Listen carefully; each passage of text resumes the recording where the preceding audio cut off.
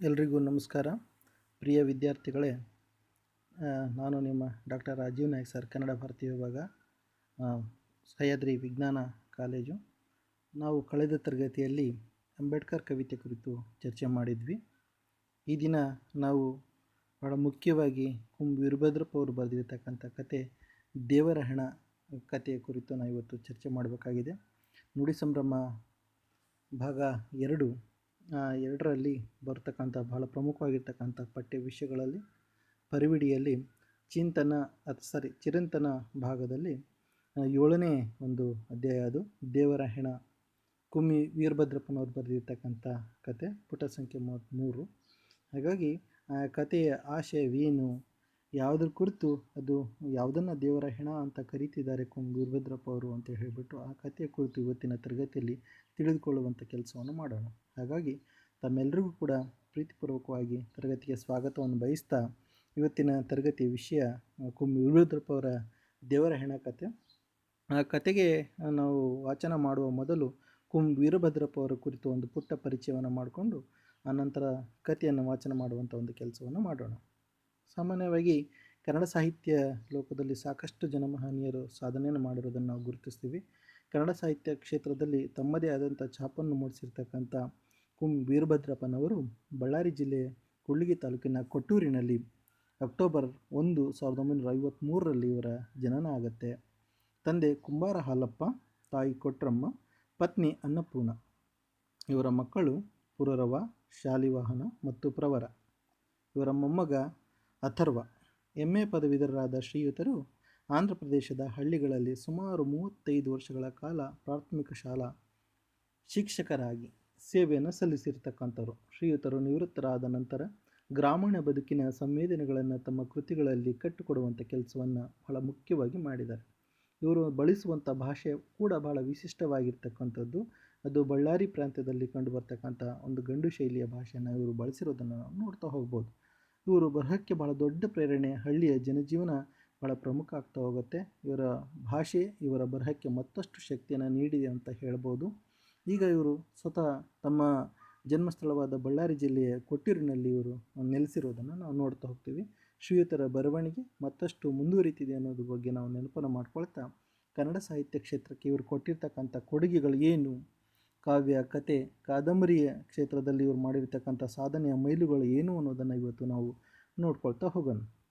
ಭಾಳ ಮುಖ್ಯವಾಗಿ ಕಾವ್ಯ ಕ್ಷೇತ್ರದಲ್ಲಿ ಇವರು ದಿವಿ ಸೀಮೆಯ ಹಾಡು ಅನ್ನುವಂಥ ಒಂದು ಕಾವ್ಯವನ್ನು, ನೀನಿಲ್ಲದ ಮನೆ ಅನ್ನುವಂಥ ಕಾವ್ಯವನ್ನು ಕನ್ನಡ ಕ್ಷೇತ್ರಕ್ಕೆ ಸಾಹಿತ್ಯಿಕ ಕೊಡುಗೆಯಾಗಿ ಕೊಟ್ಟಿದ್ದಾರೆ. ಕಥಾ ಸಂಕಲನದ ನೋಡೋದಾದರೆ ನಿಗಿ ನಿಗಿ ಹಗಲು ಅನ್ನುವಂಥ ಕಥಾ ಸಂಕಲನವನ್ನು, ಮಣ್ಣೆ ಮೊದಲು, ಕೂಳೆ, ಬರೀ ಕಥೆಯಲ್ಲೋ ಅಣ್ಣ ಅನ್ನುವಂಥ ಇವರ ಸಮಗ್ರ ಕಥೆಗಳನ್ನು ಈ ಸಂಕಲನದಲ್ಲಿ ಕೊಡಲಾಗಿದೆ. ಪ್ರಸ್ತುತ ದೇವರ ಹೆಣ ಕಥೆಯನ್ನು ಕೂಡ ಅದರಿಂದ ನಾವು ಆಯ್ಕೆ ಮಾಡಿಕೊಳ್ಳಲಾಗಿದೆ. ಹಾಗೆ ಕೂರ್ಮ ಅವತಾರ, ಡೋಮ ಮತ್ತಿತರ ಕಥೆಗಳು, ಇನ್ನಾದರೂ ಸಾಯಬೇಕು, ಕುಂವಿ ಆಯ್ದ ಕಥೆಗಳು, ಭಗವತಿ ಕಾಡು, ನಿಜಲಿಂಗ, ಅಪೂರ್ವ ಚಿಂತಾಮಣಿ ಕತೆ, ಕರಿವೇಮುಲ, ಸುಶೀಲೆ ಎಂಬ ನಾಯಿಯು, ವಾಗಿಲಿ ಎಂಬ ಗ್ರಾಮವು, ಎಂಟರ್ ದಿ ಡ್ರ್ಯಾಗನ್, ಕುಮ್ಮಿ ಬರೆದ ಕಥೆಗಳು, ಸೂರ್ಯನ ಕೊಡೆ. ಇವು ಪ್ರಮುಖವಾಗಿ ಇವರ ಕಥಾ ಸಂಕಲನ. ಆದರೆ ಕಾದಂಬರಿಗಳೂ ಕೂಡ ಕನ್ನಡಕ್ಕೆ ಕೊಡುಗೆಯಾಗಿ ಕೊಟ್ಟಿದ್ದಾರೆ.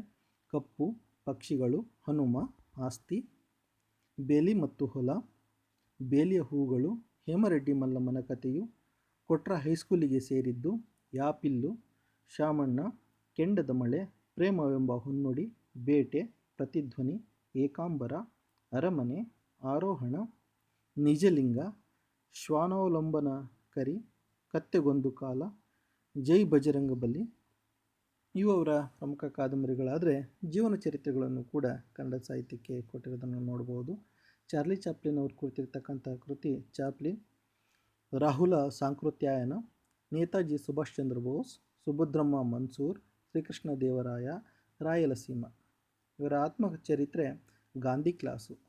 ಹಾಗೆ ಕೆಲವೊಂದು ಕೃತಿಗಳನ್ನು ಕನ್ನಡಕ್ಕೆ ಅನುವಾದವನ್ನು ಮಾಡಿದ್ದಾರೆ. ಅದರಲ್ಲಿ ಚಿನ್ನದ ತೆನೆ, ತೆಲುಗು ಕತೆ, ಒಂದು ಪೀಳಿಗೆಯ ತೆಲುಗು ಕಥೆಗಳು, ತನ್ನ ಮಾರ್ಗ, ಅಬ್ಬೂರಿ ಛಾಯಾದೇವಿ ಕಥೆಗಳನ್ನು ಅವರು ಅನುವಾದ ಮಾಡಿರ್ತಕ್ಕಂಥದ್ದು. ಕಾಲಪುರುಷನ ಹೆಜ್ಜೆ ಗುರುತು 4 ಸಂಕಲನಗಳನ್ನು ಕೇಂದ್ರ ಸಾಹಿತ್ಯ ಅಕಾಡೆಮಿ ಪ್ರಕಟಿಸಿದೆ.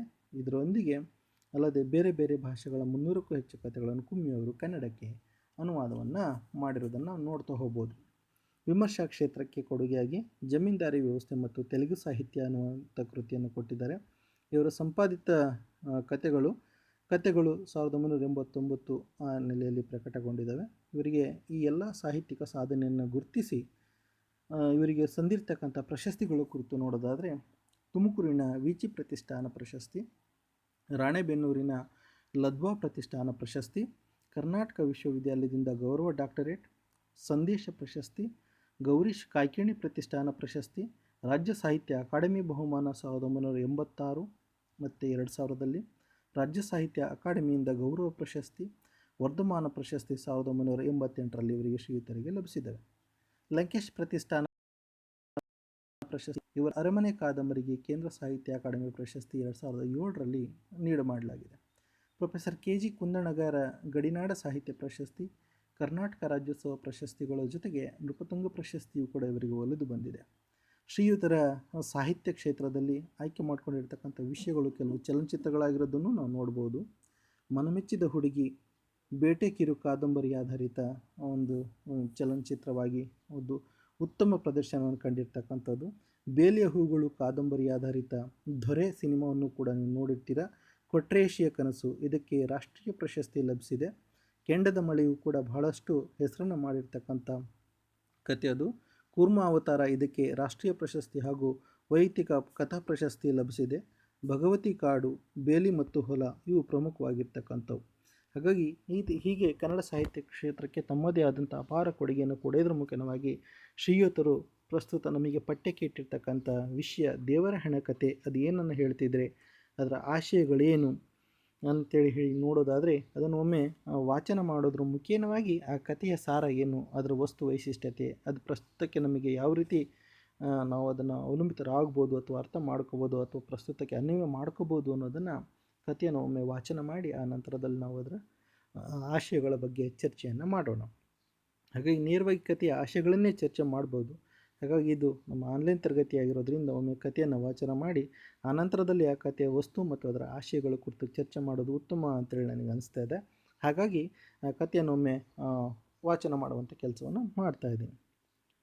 ಇದಕ್ಕೂ ಮೊದಲು ಒಂದಿನ ಟೊಣ್ಣಿ ಅನ್ನ ಎಂಬ ಶಬ್ದ ಕಿವಿಗೆ ಬೀಳುತ್ತಲೇ ಹಹಹ ಅಂತ ನಕ್ಕು ಬಿಟ್ಟಿದ್ದನು.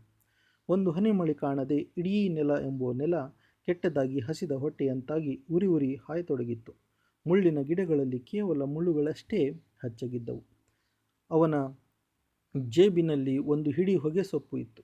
ಅದಕ್ಕೊಂದು ಎಕ್ಕೆ ಎಲೆ ಸಿಕ್ಕರೆ ಸಾಕೆಂದು ಚೆಂಡಿ ಹಿಡಿದವನಂತೆ ಮುಖವನ್ನು ವಿಚಿತ್ರವಾಗಿ ಬಿಗಿದುಕೊಂಡಿದ್ದ. ಹಾಗೆ ಬಿಗಿದುಕೊಂಡೇ ಹುಲುಲಿ ಹಳ್ಳದ ಗುಂಟ 2 ದಮ್ಮು ನಡೆದು ಬಿಟ್ಟರೆ ಸಾಕಿತ್ತು. ಒಟ್ಟಾಗಿರುವ ಬಂದಳಿಕೆ ಗಿಡಗಳ ಪಕ್ಕದಲ್ಲಿಯೇ ಎಕ್ಕೆ ಗಿಡ ಹೊಂದಿರುವುದು. ಶಿವನ 3ನೇ ಕಣ್ಣಿನ ಆಕಾರದ ಆ ಎಲೆಗಳು ಅದರ ತುಂಬ ಇರುವವು. ಅವು ಬಿರು ಬಿಸಿಲನ್ನು ಅಣಕಿಸುತ್ತಿರುವ ರೀತಿಯಲ್ಲಿ ಸಣ್ಣ ಗಾಳಿಗೆ ಮಿಸುಕಾಡುತ್ತಿರುವವು. ಅವುಗಳ ಪೈಕಿ ಒಂದೇ ಒಂದು ಎಲೆ ಸಾಕು ಟೊಣ್ಣಿಯ ತಲೆಯೊಳಗಿನ ಮಿದುಳುಗಳನ್ನು ಸರಿಪಡಿಸಲಿಕ್ಕೆ ಮತ್ತು ಹೊಟ್ಟೆಯನ್ನು ಭರಭರನೆ ಊದಿಸಿ ನರನಾಡಿಗೆ ವಿಚಿತ್ರವಾದ ಸುಖ ನೀಡಲಿಕ್ಕೆ. ಆದರೆ ಏನು ಮಾಡುವುದು? ಅವನು ಮನೆ ಬಾಕಲು ದಾಟುತ್ತಲೇ ಒಟಗುಟ್ಟುತ್ತಾ ಹೆಂಡತಿ ಎದುರಾದಳು.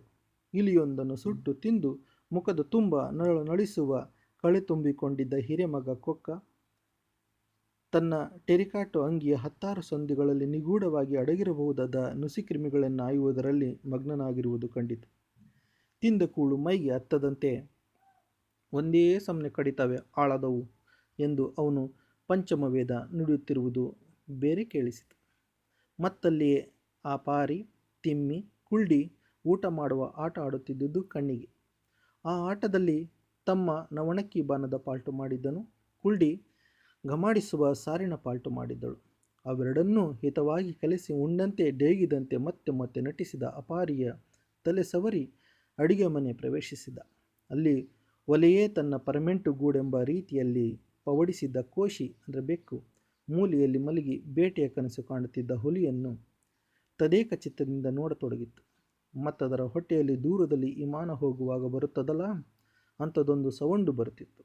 ಎಲ್ಲವನ್ನು ಮಿತಿ ಮೀರದೆ ಗಮನಿಸಿ ನೆಲುವಿನಲ್ಲಿ ಕೈ ಹಾಕಿ ನೋಡಿದ. ಅಡಕಲ ಗಡಿಗೆಗಳನ್ನು ಕೂಲಂಕುಷ ಪರಿಶೀಲಿಸಿ ಅಂಗಳಕ್ಕೆ ಬಂದು ನಿಂತ. ನೆಲ ಕಾದ ತಗಡಿನಂತಿತ್ತು. ಅವನ ಬಳಿ ಪರಂಪರಾಗತವಾಗಿ ಬಂದಿದ್ದ ಒಂದು ಜೊತೆ ಕೆರಗಳಿದ್ದವು. ಆದರೆ ಅವುಗಳ ಪೈಕಿ ಒಂದನ್ನು ಎತ್ತೊಯ್ದು 7 ಮುಖದ ಮಾರಮ್ಮನ ಗರ್ಭಗುಡಿಯಲ್ಲಿ ಜಿಗಿದು ತಿಂದು ಮುಗಿಸಿತ್ತು ನಾಯಿ. ಗೂಡಲ್ಲಿದ್ದ ಒಂಟಿ ಚಪ್ಪಲಿ ಗಂಡ ಸತ್ತ ರಂಡಿ ಅಂತಿತ್ತು. ಚಲಿಸಿದ ಬೆಟ್ಟದಂಥ ಮನಸ್ಸಿನಿಂದ ಅದನ್ನು ನೋಡಿ ಉದ್ದನೆಯ ಉಸಿರು ಬಿಟ್ಟನು ಮತ್ತು ಬೀದಿಗುಂಟ ಗಾಜಿನ ಗೋಲಿಯಂತೆ ಉರುಳತೊಡಗಿದ. ಎಂತೆಂಥವರು ಎದುರಾದಾಗ ಮಗ್ಗುಲಾದ. ಚಾವುಡಿ ಕಟ್ಟೆ ಬಂತು. ಅಲ್ಲಿಯೇ ಬಸಮ್ಮದೇವರ ಗುಡಿ ಪೌಳಿಯಲ್ಲಿ 8 ದಿನಗಳೊಳಗಾಗಿ ಮಳೆ ಬಾರದಿದ್ದಲ್ಲಿ ಸಾಯುವುದಾಗಿ 2 ವಾರಗಳ ಹಿಂದೆಯೇ ನುಡಿದು ತತ್ಫಲವಾಗಿ ಅನ್ನ ತ್ಯಜಿಸಿ ಮರಣಕ್ಕಾಗಿ ಎದುರು ನೋಡುತ್ತಾ ಕಳೆಬರದಂತೆ ಕೂತಿದ್ದ ತಾತ ಇರುವುದು ನೆನಪಾಯಿತು. ಇಣುಕಿ ನೋಡಿದ, ಕಂಡಿತು. ಎಲ್ಲರಿಗಿಂತ ಮೊದಲೇ ತಾತ ಸಾಯುವುದೇ ಎಂದು ಸಂದೇಹ ಬಂದೊಡನೆ ಸಣ್ಣ ನಗು ಬಂತು. ಹಾಗೆ ಮುಗುಳು ನಗು ತುಂಬಿಕೊಂಡು ಮತ್ತೆ ಗೋಲಿಯಂತೆ ಉರುಳಿ ಉರುಳಿ ಹುಲುಲಿ ಹಳ್ಳದ ದಡ ಸೇರಿದ. ನಡೆಯುತ್ತಾ ನೋಡಿದಂತೆ ಹಳ್ಳದ ತುಂಬ 100 ತಗ್ಗುಗಳಿದ್ದವು. ಅವುಗಳ ಪೈಕಿ ಕೆಲವು ಹಸಿ ಇದ್ದವು. ಅವುಗಳ ದಡದಲ್ಲಿ ಕಾಗೆಗಳು ಕಾ ಕಾ ಅನೆ ರಾಗಾಲಾಪನೆ ಮಾಡುತ್ತಾ ಎಂಥದಕ್ಕೋ ತಡಕಾಡುತ್ತಿದ್ದವು. ಅಲ್ಲೆಲ್ಲೋ ಕಾಗೆಯೊಂದರ ಕಳೆಬರ ಇರಬಹುದೆಂದು ಊಹಿಸಿದ ಮತ್ತು ದಡದಿಂದ ಸ್ವಲ್ಪ ದೂರ ಸರಿದು ಹಾಗೆಯೇ ಸ್ವಲ್ಪ ಹೊತ್ತು ಉರುಳುರುಳಿ 3 ಮಾರು ದೂರವಿರುವ ಹಾಗಲೇ ಎಕ್ಕೆ ಗಿಡದ ದರ್ಶನ ಪಡೆದು ರೋಮಾಂಚಿತವಾದನು. ಒಂದೇಟಿಗೆ ಹೋಗಿ ಎಲೆಯೊಂದನ್ನು ಆಯ್ದುಕೊಂಡನು. ಅದು ಆತ ಹೇಳಿದಂತೆ ಕೇಳಿತು. ಚಿಟುಕಿ ಹೊಡೆಯುವಷ್ಟರಲ್ಲಿ ಅದು ಚಿಲುಮೆಯಾಗಿ ರೂಪುಗೊಂಡಿತು. ಹೊಗೆಸೊಪ್ಪನ್ನು ಅಂಗೈಯಲ್ಲಿ ಹದ ಮಾಡಿ ಚಿಲುಮೆಗೆ ತುಂಬಿದ. ಮರುಕ್ಷಣದಲ್ಲಿಯೇ ತಾನು ಕಡ್ಡಿಪೊಟ್ಟಣ ಮರೆತು ಬಂದಿರುವುದು ನೆನಪಾಯಿತು. ಥು, ನನ್ನ ತಲೆಯೇ ಎಂದು ತನ್ನ ಬಗ್ಗೆ ತಾನೇ ಅಸಹ್ಯಪಟ್ಟುಕೊಂಡನು. ಎಡಗೈಯ 2 ಬೆರಳುಗಳ ನಡುವೆ ಚಿಲುಮೆ ಸಿಕ್ಕಿಸಿ ದೀಪದ ಕಡ್ಡಿಗಾಗಿ ಬಂಡಿ ಹಾದಿ ಕಡೆ ಹೆಜ್ಜೆ ಹಾಕಿದ. ಹಾದಿ ಪಕ್ಕ ಜಾತಕ ಪಕ್ಷಿಯಂತೆ ಕಾದ. ನಂತರ ದೂರದಲ್ಲಿ ಬಂಡಿಯೊಂದು ಬರುವುದು ಕಂಡಿತು.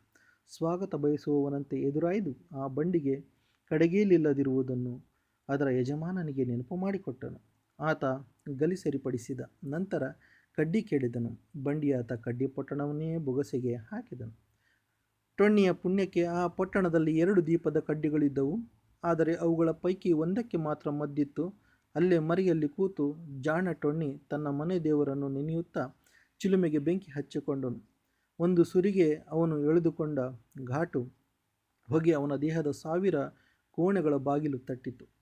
ದಮ್ಮಿನ ಮೇಲೆ ದಮ್ಮು ಎಳೆದ. ನಂತರ ತೆರೆಗೆಲೆಯಂತೆ ನಡೆಯತೊಡಗಿದ. ತನ್ನ ತಲೆಯೊಳಗೆ ಎಂಥದೋ ಬೆಳೆಯುತ್ತಿದೆ ಅಂತ ಅನಿಸಿತು. ಅದು ಭಾರೀ ಪ್ರಾಣಿ ಇರಬೇಕೆನಿಸಿತು. ಅದರ ತಲೆ ತೀಕ ಸ್ಪಷ್ಟವಾಗದಿದ್ದಾಗ ಮತ್ತೊಂದು ದಮ್ಮು ಎಳೆಯಬೇಕಾಯಿತು. ಆ ಕ್ಷಣದ ಆ ಧೂಮದ ಉದ್ದೀಪತನಕ್ಕೆ ಸಿಕ್ಕು ಮೆದುಳು ಗರೆಗೆದರಿದ ಹಕ್ಕಿ ಅಂತಾಗುತ್ತಲೇ ಅದು ವೃಷಭ ಜಾತಿಗೆ ಸೇರಿದ್ದೆಂದು ಮತ್ತಷ್ಟು ಸ್ಪಷ್ಟವಾಯಿತು. ನೆನಪಿನ ಪದರುಗಳಲ್ಲಿ ಆಕಾರ ನಿಚ್ಚಳವಾಗಿ ರೂಪುಗೊಳ್ಳತೊಡಗುತ್ತದೆ. ಅಲಲಲೈ ಸಾರಥಿ, ನಾನು ದಾರೆಂದರೆ ಎಂದು ತನ್ನನ್ನೇ ತಾನೇ ಭಲೈ ಟೊಣ್ಣಿ ಎಂದು ಸಂಬೋಧಿಸಿಕೊಂಡನು. ಕಳೆದ ತಿಂಗಳಿಂದ ರುಗ್ಣಶಯ್ಯೆಯಲ್ಲಿ ಮಲಗಿರುವ ಗೌಡರ ಮನೆಯ ಎತ್ತೆ ಅದು. ಮೂಡಲ ಸೀಮೆಯ ಹರವಾದ ಮೈಯ ಪ್ರಾಣಿಯದು. ತನ್ನನ್ನು ಕವುಚಿಕೊಂಡಿರುವ ದಾರಿದ್ರ್ಯವನ್ನು ಹೊಡೆದೊಡಿಸಲೆಂದೇ ತನ್ನ ಮಂದೇವರಾದ ಉರುಕುಂದಿ ಈರಣ್ಣನೇ ತನ್ನೊಕ್ಕಲ ಮನೆಯ ಭಾರೀ ಎತ್ತಿಗೆ ಗುಣವಾಗದಂಥ ರೋಗ ಬರೆಸಿರುವನು ಎಂದುಕೊಂಡು ದೇವರ ದಿಕ್ಕಿನ ಕಡೆ ಕೈ ಮುಗಿದು, ದೇವರೇ ನೀನು ದೊಡ್ಡೋನು ಎಂದುಕೊಂಡನು. ಆ ಎತ್ತಿನ ದೇಹದಲ್ಲಿರಬಹುದಾದ ಕೊಬ್ಬಿನಿಂದ ಕೂಡಿರುವಂಥ ಮಾಂಸ ರೋಗಕ್ಕೆ ಬಲಿಯಾಗದಿರಲೆಂದು ಮತ್ತೊಮ್ಮೆ ಮಂದೇವರಿಗೆ ಬೇಡಿಕೊಂಡನು. ಹೊತ್ತು ಕಳೆದರೆ ಹೋಯಿತು, ಮುತ್ತು ಒಡೆದರೆ ಹೋಯಿತು ಎಂಬೊಂದು ಗಾದೆಯನ್ನು ತಿಳಿದವನಾದ ಟೊಣ್ಣಿ ಓಡುವವನಂತೆ ಊರ ಕಡೆ ಮುಖ ಮಾಡಿ ನಡೆಯತೊಡಗಿದನು. ಇಷ್ಟೊತ್ತಿಗಾಗಲೇ ಎತ್ತು ಸತ್ತಿರಬಹುದೇ? ಹಾಗೆ ಸತ್ತಿದ್ದರೆ ಶಿವಪೂಜೆ ಗೌಡರು ತಮ್ಮ ಮನೆಯ ಮಾದಿಗನಾದ ತನಗಾಗಿ ಎದುರು ನೋಡುತ್ತಿರಬಹುದೇ ಎಂಬಿತ್ಯಾದಿಯಾಗಿ ಯೋಚಿಸುತ್ತಾ ಬರುತ್ತಿದ್ದ ಅವನಿಗೆ ಕರಗಲ್ಲು ಕಂಡಿತು. ಕರಗಲ್ಲ ನೆತ್ತಿ ಮೇಲಿತ್ತು ಹುಚ್ಚೆಳ್ಳ ಎಣ್ಣೆ. ಅದನ್ನು ನಾಯಿಯೊಂದು ನೆಕ್ಕುತ್ತಿದ್ದಿತು. ಕರಗಲ್ಲು ಬೇರೆಯಲ್ಲ, ಪರಮೇಶ್ವರನ ನೆತ್ತಿ ಬೇರೆಯಲ್ಲ ಎಂದು ತಿಳಿದವನಾದ ಟೊಣ್ಣಿಗೆ ಸಿಟ್ಟು ಬಂತು. ಹಚ ಎಂದು ಗದರಿಸಿದ. ಎಣ್ಣೆಗೆ ಹಲ್ಲತ್ತಿದ್ದ ಅದು ಕೇರ್ ಮಾಡದೆ ಗುರ್ರ್ ಅಂತು. ಐನೋರ ನಾಯಿ ತೊಡುವುದು ಇಷ್ಟವಿರಲಿಲ್ಲ. ಲಕ್ಷಣ ಕಳೆದುಕೊಳ್ಳುವುದು ಇಷ್ಟವಿರಲಿಲ್ಲ. ಮುದುಕನ ಕಟ್ಟೆಯಲ್ಲಿ ಎತ್ತು ಕೊಯ್ಯುವಾಗ ಜೊಲ್ಲು ಸುರಿಸುತ್ತಾ ಅದು ಬಂದಾಗ ತಾನು ತಪ್ಪದೆ ಅದರ ಕಾಲು ಮುರಿದು ಕುಂಟುತ್ತಾ ಹೋಗುವುದನ್ನು ನೋಡಿ ನಗಬೇಕೆಂದು ನಿಶ್ಚಯಿಸಿದನು. ಅಲ್ಲಿಗೆ ಸುಮಾರು 4 ಮಾರು ದೂರದಲ್ಲಿದ್ದ ದನದ ದಾಗೂಟ ಗೋಪಿಯ ಮನೆಯಂಗಳದಲ್ಲಿ ನಿಂತು ಕೂಗಿ ಎತ್ತಿನ ಯೋಗಕ್ಷೇಮವನ್ನು ವಿಚಾರಿಸಿದರೆ ಹೇಗೆ ಅಂತಲೂ ಯೋಚಿಸಿದನು. ಕೇಳುವುದು ಸರಿ ಕಾಣಲಿಲ್ಲ. ತಾನು ಅವರಿವರನ್ನು ಯಾಕೆ ಕೇಳುವುದು? ಗೌಡರ ಮನೆ ಮಾದಿಗನೆಂದು ಮೇಲೆ ಮುಗಿಯಿತು. ತಾನು ಅವರಿಗೆ ಜ್ಯೇಷ್ಠ ಪುತ್ರನಿದ್ದಂತೆ ಲೆಕ್ಕ. ಅದೂ ಅಲ್ಲದೆ ಸತ್ತ ಎತ್ತು ಹೊತ್ತೊಯ್ದು ಕೊಯ್ಯುವುದು, ತೊಗಲು ಮಾರಿ ತನ್ನ ಸ್ಥಿತಿಗತಿ ಸುಧಾರಿಸಿಕೊಳ್ಳುವುದು ತನ್ನ ಜನ್ಮ ಹಕ್ಕು ಎಂದು ಬಗೆದನು. ಹಾಗೆಯೇ ಸರಸರ ಒಂದಿಷ್ಟು ನಡೆದು ಬೇವಿನ ಮರದ ಬುಡದಡಿ ಕೆಮ್ಮುತ್ತಾ ಕುಂತಿದ್ದ ಅಸ್ತಮರೋಗಿ ಕಟುಗರ ದಯಾನಂದಪ್ಪನ ಮುಂದೆ ನಿಂತು, ಯಪ್ಪೋ, ತೊಗಲಿನ ರೇಟು ಹೆಂಗೈತಿ ಎಂದು ಕೇಳಿದನು. ಎತ್ತಿಂದೋ ಎಮ್ಮಿದೋ ಅಂತ ಕೇಳಿದನು ದಯಾನಂದ. ಎತ್ತಿಂದಪ್ಪೋ ಅಂದನು ಟೊಣ್ಣಿ. ಹಂಗಾದ್ರೆ ತಗಂಬ ಅಂದನು ಕಟುಗರಾತ. ಹೆಂಗೋ ತೊಗಲು ಬರೋದು ಗ್ಯಾರಂಟಿ, ಮುಂಗಡ ಯಾಕೆ 1-5 ಇಸ್ಕೋಬಾರ್ದು ಎಂದು ಪಿಲಾನು ಹಾಕಿದನು ಟೊಣ್ಣಿ. 1-5 ಅಡ್ವಾನ್ಸ್ ಕೊಡಪ್ಪೋ, ಜ್ವಾಳ ತಗೋಬೇಕಿತ್ತು ಅಂತ ಕೇಳಿಯೇ ಬಿಟ್ಟನು. ಆಗ ಕಟುಗರ ದಯಾನಂದಂಗೆ ಕಫದೊಂದಿಗೆ ಸಿಟ್ಟು ಬಂತು. ಹೋಗಲೋ, ಮೊದಲು ಎಡಗೈಯಾಗೆ ತೊಗ್ಲಿಡು, ಬಲಗೈಯಾಗೆ ರೊಕ್ಕ ಎಣಿಸ್ಕ್ಯ ಅಂದುಬಿಟ್ಟನು. ಅದೂ ಸೈ ಬಂತು ಬಿಡು ಅಂತ ಟೊಣ್ಣಿ ಬೆನ್ನು ಮಾಡಿ ತನ್ನ ಒಕ್ಕಲು ಮನೆ ಕಡೆ ಉರುಳತೊಡಗಿದನು. ಅಯ್ಯಪ್ಪನ ಮನೆ ದಾಟಿ ಎಡಕ್ಕೆ ಹೊರಳಿ ಉಗುಳು ನುಂಗಿದನು. ಚಿನಶೆಟ್ಟಿಯವರ ಮನೆ ದಾಟಿ ಬಲಕ್ಕೆ ಹೊರಳುತ್ತಲೇ ಅವನ ದೇಹವೆಂಬ ದೇಹ ಉದ್ವಿಗ್ನಗೊಂಡು ರೋಮಾಂಚನದ ಸುಂಟರಗಾಳಿಗೆ ಸಿಕ್ಕಿ ಹಗುರ ಪೈಕಿ ಹಗುರಾಗಿ ಆನಂದಾಗಸದಲ್ಲಿ ತೇಲಾಡತೊಡಗಿತು. ಕಡದಮ್ಮನ ಬಚ್ಚಲ ಕಟ್ಟೆಗೆ ಅನತಿ ದೂರದಲ್ಲಿ ಬಸಪ್ಪನ ಕಲ್ಲು ದಾಟುತ್ತಲೇ ಅಷ್ಟು ದೂರದಲ್ಲಿ ನೆಲಮುಗಿಲಿಗೆ ಏಕಾಗಿ ಇದ್ದ ಗೌಡರ ಮನೆ ಕಣ್ಣು ಕುಕ್ಕಿತು. ಸೂರ್ಯ ಪರಮಾತ್ಮನೇ ಆ ಮನೆಯ ಸ್ವರೂಪದಲ್ಲಿದ್ದರೂ ಇರಬಹುದೆಂಬ ಅನುಮಾನ ಮೂಡಿ ಮರೆಯಾದ ಮರುಕ್ಷಣ ಒಣಗಿದ್ದ ಬಾಯಿಯ ನೈಋತ್ಯ ದಿಕ್ಕಿನಲ್ಲಿ ಬಲವಾದ ನೀರಸೆಲೆ ಕಿತ್ತಿತು. ಪ್ರತಿ ಹೆಜ್ಜೆಗೂ ತುಳುಕುವ ಜೊಲ್ಲನ್ನು ಕುಡಿಯುತ್ತಾ ಇನ್ನೇನು ತನ್ನ ದಾರಿದ್ರ್ಯ ನಾಶವಾಯಿತೆಂದು ಬಗೆದನು. ಆ ಮನೆಯಲ್ಲಿ ತಾನು ಬಂಡಿಗಟ್ಟಲೆ ಕಟ್ಟಿಗೆ ಕಡಿದದ್ದು, ದನದ ಕೊಟ್ಟಿಗೆಯನ್ನು ನುಣ್ಣಗೆ ಬಳದಿಟ್ಟು ಅದರ ನೆಲದಲ್ಲಿ ತನ್ನ ಮುಖವನ್ನು ತಾನು ದಿನಂಪ್ರತಿ ನೋಡಿಕೊಳ್ಳುತ್ತಿದ್ದುದು, ತೆನಿ ಮೇಲೆ ಗುಬ್ಬಿ ಕೂತು ಮೈಲಿಗೆ ಮಾಡದ ಹಾಗೆ ಹೊಲದ ತುಂಬ ಲಕ್ಷ ಕಣ್ಣು ಮೂಡಿಸಿ ಕಾಯುತ್ತಿದ್ದುದು, ಈ ಪ್ರಕಾರವಾಗಿ ಒಂದಲ್ಲ ಎರಡಲ್ಲ 100 ಸೇವೆಗಳನ್ನು ಆ ಮನೆಗಾಗಿ ಮಾಡಿರುವುದು ನೆನೆದು ಬೀಗಿದನು. ಇಂತಪ್ಪ ತಾನು ಆ ಮನೆಯ ಅಂಗಳದಲ್ಲಿ ಕಾಲಿರಿಸಿದ್ದೇ ಆದರೆ ಗೌಡರು ಖಂಡಿತವಾಗಿಯೂ ತನ್ನ ಬೊಗಸೆಗೆ ಗಣೇಶನನ್ನು ಎಸೆದು ತನ್ನ ಯೋಗಕ್ಷೇಮ ವಿಚಾರಿಸಿ ಎತ್ತೊಯ್ಯಲು ಅಪ್ಪಣೆ ಕೊಡಿಸುವೆರೆಂದು ಯೋಚಿಸುತ್ತಾ ರಂಗವಲ್ಲಿಯ ರೇಖೆಗಳಿದ್ದ ಆ ಅಂಗಳದಲ್ಲಿ ನಿಂತನು. ಪರಾವರ್ತಿತ ಪ್ರತಿಕ್ರಿಯೆಗೆ ಒಳಪಟ್ಟು ಕೈ ಕಟ್ಟಿದನು. ಸೆಳಕಿದ್ದ ಸೊಂಟನ್ನು ತುಸುವೆ ಬಗ್ಗಿಸಿದನು. ಅವನ ಕಣ್ಣುಗಳಲ್ಲಿ ಮತ್ತು ಉಗುರುಗಳಲ್ಲಿ ರಕ್ತ ಸಂಚಾರ ಕಡಿಮೆಯಾಗಿ ಬಿಳಿಚಿಕೊಂಡವು. ಅವನ ಮೈಯ ಸಮಸ್ತ ರೋಮನ ಸಂಕುಲ ಏದಿನ ಮುಳ್ಳುಗಳಂತೆ ನಿಮಿರಿದವು. ಈ ಪ್ರಕಾರವಾದ ದೇಹ ಟೊಣ್ಣಿಯು ಒಳಗೆ ಇಣುಕಿ ನೋಡಿದನು. ಗೌಡರ ದೇಹ ಬಾಗಿಲಾಚೆ ಇದ್ದಿತು. ಆತನ ಸುತ್ತಮುತ್ತ ಮತ್ತೆ ಕೆಲವರಿರುವುದು ಕಂಡಿತು. ಅವರ ಮಾತಿನ ವಸ್ತು ಎತ್ತೇ ಆಗಿರುವುದು. ಆ ಮಾತುಗಳನ್ನು ಆಲಿಸಿ ತನ್ನ ಪುಣ್ಯಕ್ಕೆ ಎತ್ತು ಸತ್ತಿದೆ ಎಂದು ರೋಮಾಂಚನಗೊಂಡನು. ಎತ್ತಿನ ಕಳಬರವನ್ನು ಮುದುಕನ ಕಟ್ಟೆಯವರೆಗೆ ಸಾಗಿಸಲು ತಾನು ಯಾರ್ಯಾರ ಸಹಾಯ ಪಡೆಯಬಹುದೆಂದು ಅವನು ಲೆಕ್ಕ ಹಾಕುತ್ತಿರುವಷ್ಟರಲ್ಲಿ ಗೌಡರು ಹಾಗೆ ನಡೆಯುತ್ತಾ ಹೊರಗೆ ಬಂದೇ ಬಿಟ್ಟರು. ಬಂದವರೇ ಏನ್ಲೇ ಅಂತ ಮಾತಾಡಿಸಿಯೇ ಬಿಟ್ಟರು. ಅವರನ್ನೇ ಮಿಕಿ ನೋಡಿದ ಟೊಣ್ಣಿ ದೇವರ ಆರೋಗ್ಯ ಹೆಂಗೈತಿ ದಣಿ ಎಂದು ಕೇಳಿಬಿಟ್ಟನು. ಅದಕ್ಕೆ ಗೌಡ್ರು, ಇನ್ನೆಲ್ಲೈತಿ, ಶಿವನ ಪಾದ ಸೇರಿಬಿಟ್ಟು ನೀನು ದೇವ್ರು ಎಂದಾಡಿದ್ದು ಕೇಳಿ ಟೊಣ್ಣಿಗೆ ಒಳಗೆ ನಗು ಬಂತು. ನಕ್ಕನು. ತಾನು ದೇವರನ್ನು ತರಲು ಗೌಡರ ಜೊತೆ ಎತ್ತಿನ ಪರಶೆಗೆ ಹೋಗಿದ್ದು, ದೇವರ ಮೈ ತಿಕ್ಕಿ ತಾನೂ ಅದರ ಆರೈಕೆ ಮಾಡುತ್ತಿದ್ದುದು, ತುಂಬ ಸೂಕ್ಷ್ಮ ಪರಾಣಿಯಾದ ದೇವರು ತನ್ನಿಂದ ಒಮ್ಮೆ ಕೂಡ ಏಟು ತಿಂದಿರದಿದ್ದುದು, ದೇವರಿಗೆ ರೋಗ ಬರದಂತೆ ತಾನು ಕಾಡೌಷಧ ಕಲಿಸಿ ಹಾಕುತ್ತಿದ್ದುದು ಎಲ್ಲ ನೆನಪಾಗಿ ಕಕ್ಕುಲಾತಿ ಹೆಚ್ಚಿ ಗೌಡಗೆ ಒಂದೊಂದಾಗಿ ವಿವರಿಸಿ ಹೇಳಿದನು. ಗೌಡರು ಹಾಂ ಅನ್ನುವಲ್ಲ, ಹ್ಞೂ ಅನ್ನುವಲ್ಲ. ಹಾಗಾಗಿ ಇವೆಷ್ಟೆಲ್ಲ ಹೇಳಿದರೂ ಕೂಡ ಗೌಡ ಹಾಂ ಅನ್ನುವಲ್ಲ, ಹ್ಞೂ ಅನ್ನುವಲ್ಲ ಅನ್ನುವಂಥ ಯಾಕೋ ಅನುಮಾನ ಬಂತು. ಟೊಣ್ಣಿಗೆ ಮನಸ್ಸಿನಲ್ಲಿ ಮಾತುಗಳನ್ನು ಹೊಂದಿಸಿಕೊಂಡು ಹೀಗೆ ಕೇಳಿದನು. ಗೌಡ್ರೆ, ದೇವ್ರ ಹೆಣ ತುಂಬಿದ ಮನೆಯಾಗ ಭಾಳ ಹೊತ್ತಿರೋದು ನಂಗ್ಯಾಕೋ ಬೇಷಿ ಕಾಣವಲ್ದು. ತಗೊಂಡೋಗ್ಲಿ ಮಾದಿಗ ಅಂತ ಅಪ್ನೆ ಕೊಡ್ರಿ ದಣಿ ಅಂತೇಳಿ ಒಯ್ದು ಬಿಡ್ತೀನಿ. ಗಣೇಶನನ್ನು ಬೆರಳುಗಳ ನಡುವೆ ಇಟ್ಟುಕೊಂಡಿದ್ದ ಗೌಡರು ಬುಸ್ ಅಂತ ಒಮ್ಮೆಲೆ ಹೊಗೆ ಬಿಟ್ಟು ಟೊಣ್ಣಿಯನ್ನು ನಖಶಿಕಾಂತ ನೋಡಿ, ನಿಂಗೆ ಕೊಡೋಕೆ ಸತ್ತಿರೋದು ಅಗಸ್ರ ಕತ್ತಿಯಲ್ಲಲೇ, ಮನೆಯ ಎತ್ತು, ಅದನ್ನ ನಿನ್ನ ಕೈಗೊಪ್ಸಿ ನಾನ್ಯಾವ ಕರ್ಮಕ್ಕೆ ಹೋಗಲಿ ಅಂದುಬಿಟ್ಟನು. ಇದನ್ನು ಕೇಳಿದ ಟೊಣ್ಣಿಯ ಜಂಘಾಬಲವೇ ಉಡುಗಿಬಿಟ್ಟು ಮೈ ತಣ್ಣಗಾಗಿ ಮತ್ತೆ ಬೆಚ್ಚಗಾಯಿತು. ವಯೋವೃದ್ಧರು ಜ್ಞಾನವೃದ್ಧರೂ ಆದ ಗೌಡರ ಬಾಯಿಂದ ಇಂಥ ಮಾತುಗಳು ಉದುರಬಹುದೆಂದು ಅವನು ಕನಸು ಮನಸ್ಸಿನಲ್ಲೂ ಊಹಿಸಿರಲಿಲ್ಲ. ನಿಮ್ಮಂಥವರೇ ಇಂಥ ಮಾತಂದರೆ ಹೆಂಗ್ರಿ ದಣಿ, ನಾವು ಎಣ ತಿಂದು ಬದುಕೋ ಮಂದಿ, ದ್ಯಾವ್ರ ಎಣ ಕೊಡಿಕೊಯ್ದು ತಿಂದು ಬದುಕೊಂತೀವಿ ಎಂದು ಮನಸ್ಸಿನಿಂದ ಮಾತುಗಳನ್ನು ಕಿತ್ತಿಟ್ಟನು. ಮೊದಲೇ ಹುಲಿಯಂತ ಎತ್ತು ಸತ್ತ ಚಿಂತೆಯಲ್ಲಿದ್ದ ಗೌಡ ಹೋಗಲೇ ಅಂತ ಗದರಿಸಿಬಿಟ್ಟರು. 2 ಹೆಜ್ಜೆ ಸರಿದು ಟೊಣ್ಣಿ, ತಿಳಿದೋರೆ ಹಿಂಗಂದ್ರೆ ಮನಿ ಮಾದಿಗರು ನಾವೆತ್ಲಾಗ ಹೋಗ್ಬೇಕು ದಣಿ, ನಿಮ್ಮ ಎಂಜಲು ತಿನ್ನೋ ಅಕ್ಕೈತಿ ಕೇಳ್ತೀವಿ, ಹೋಗ್ಲಿ ನಿಮ್ಮ ಪಾದಕ್ಕೆ ಒಂದು ಜೊತೆ ಚಮಡ ಮಾಡಿಕೊಡ್ತೀನಿ, ದೇವ್ರ ಹೆಣ ಕೊಡ್ರಿ ಎಂದು ಆವೇಶದಿಂದಲೇ ಕೇಳಿಬಿಟ್ಟನು. ಇದು ಬಿಡೋ ಪೈಕಿ ಅಲ್ಲ ಅನ್ನಿಸಿ ಗೌಡ ಒಕ್ಕಿಯೋ ಇಲ್ಲಲೇ ಎಂದು ಗದರಿಸಿದ. ಮೇಲೆ ಜಾಗ ಖಾಲಿ ಮಾಡುವುದು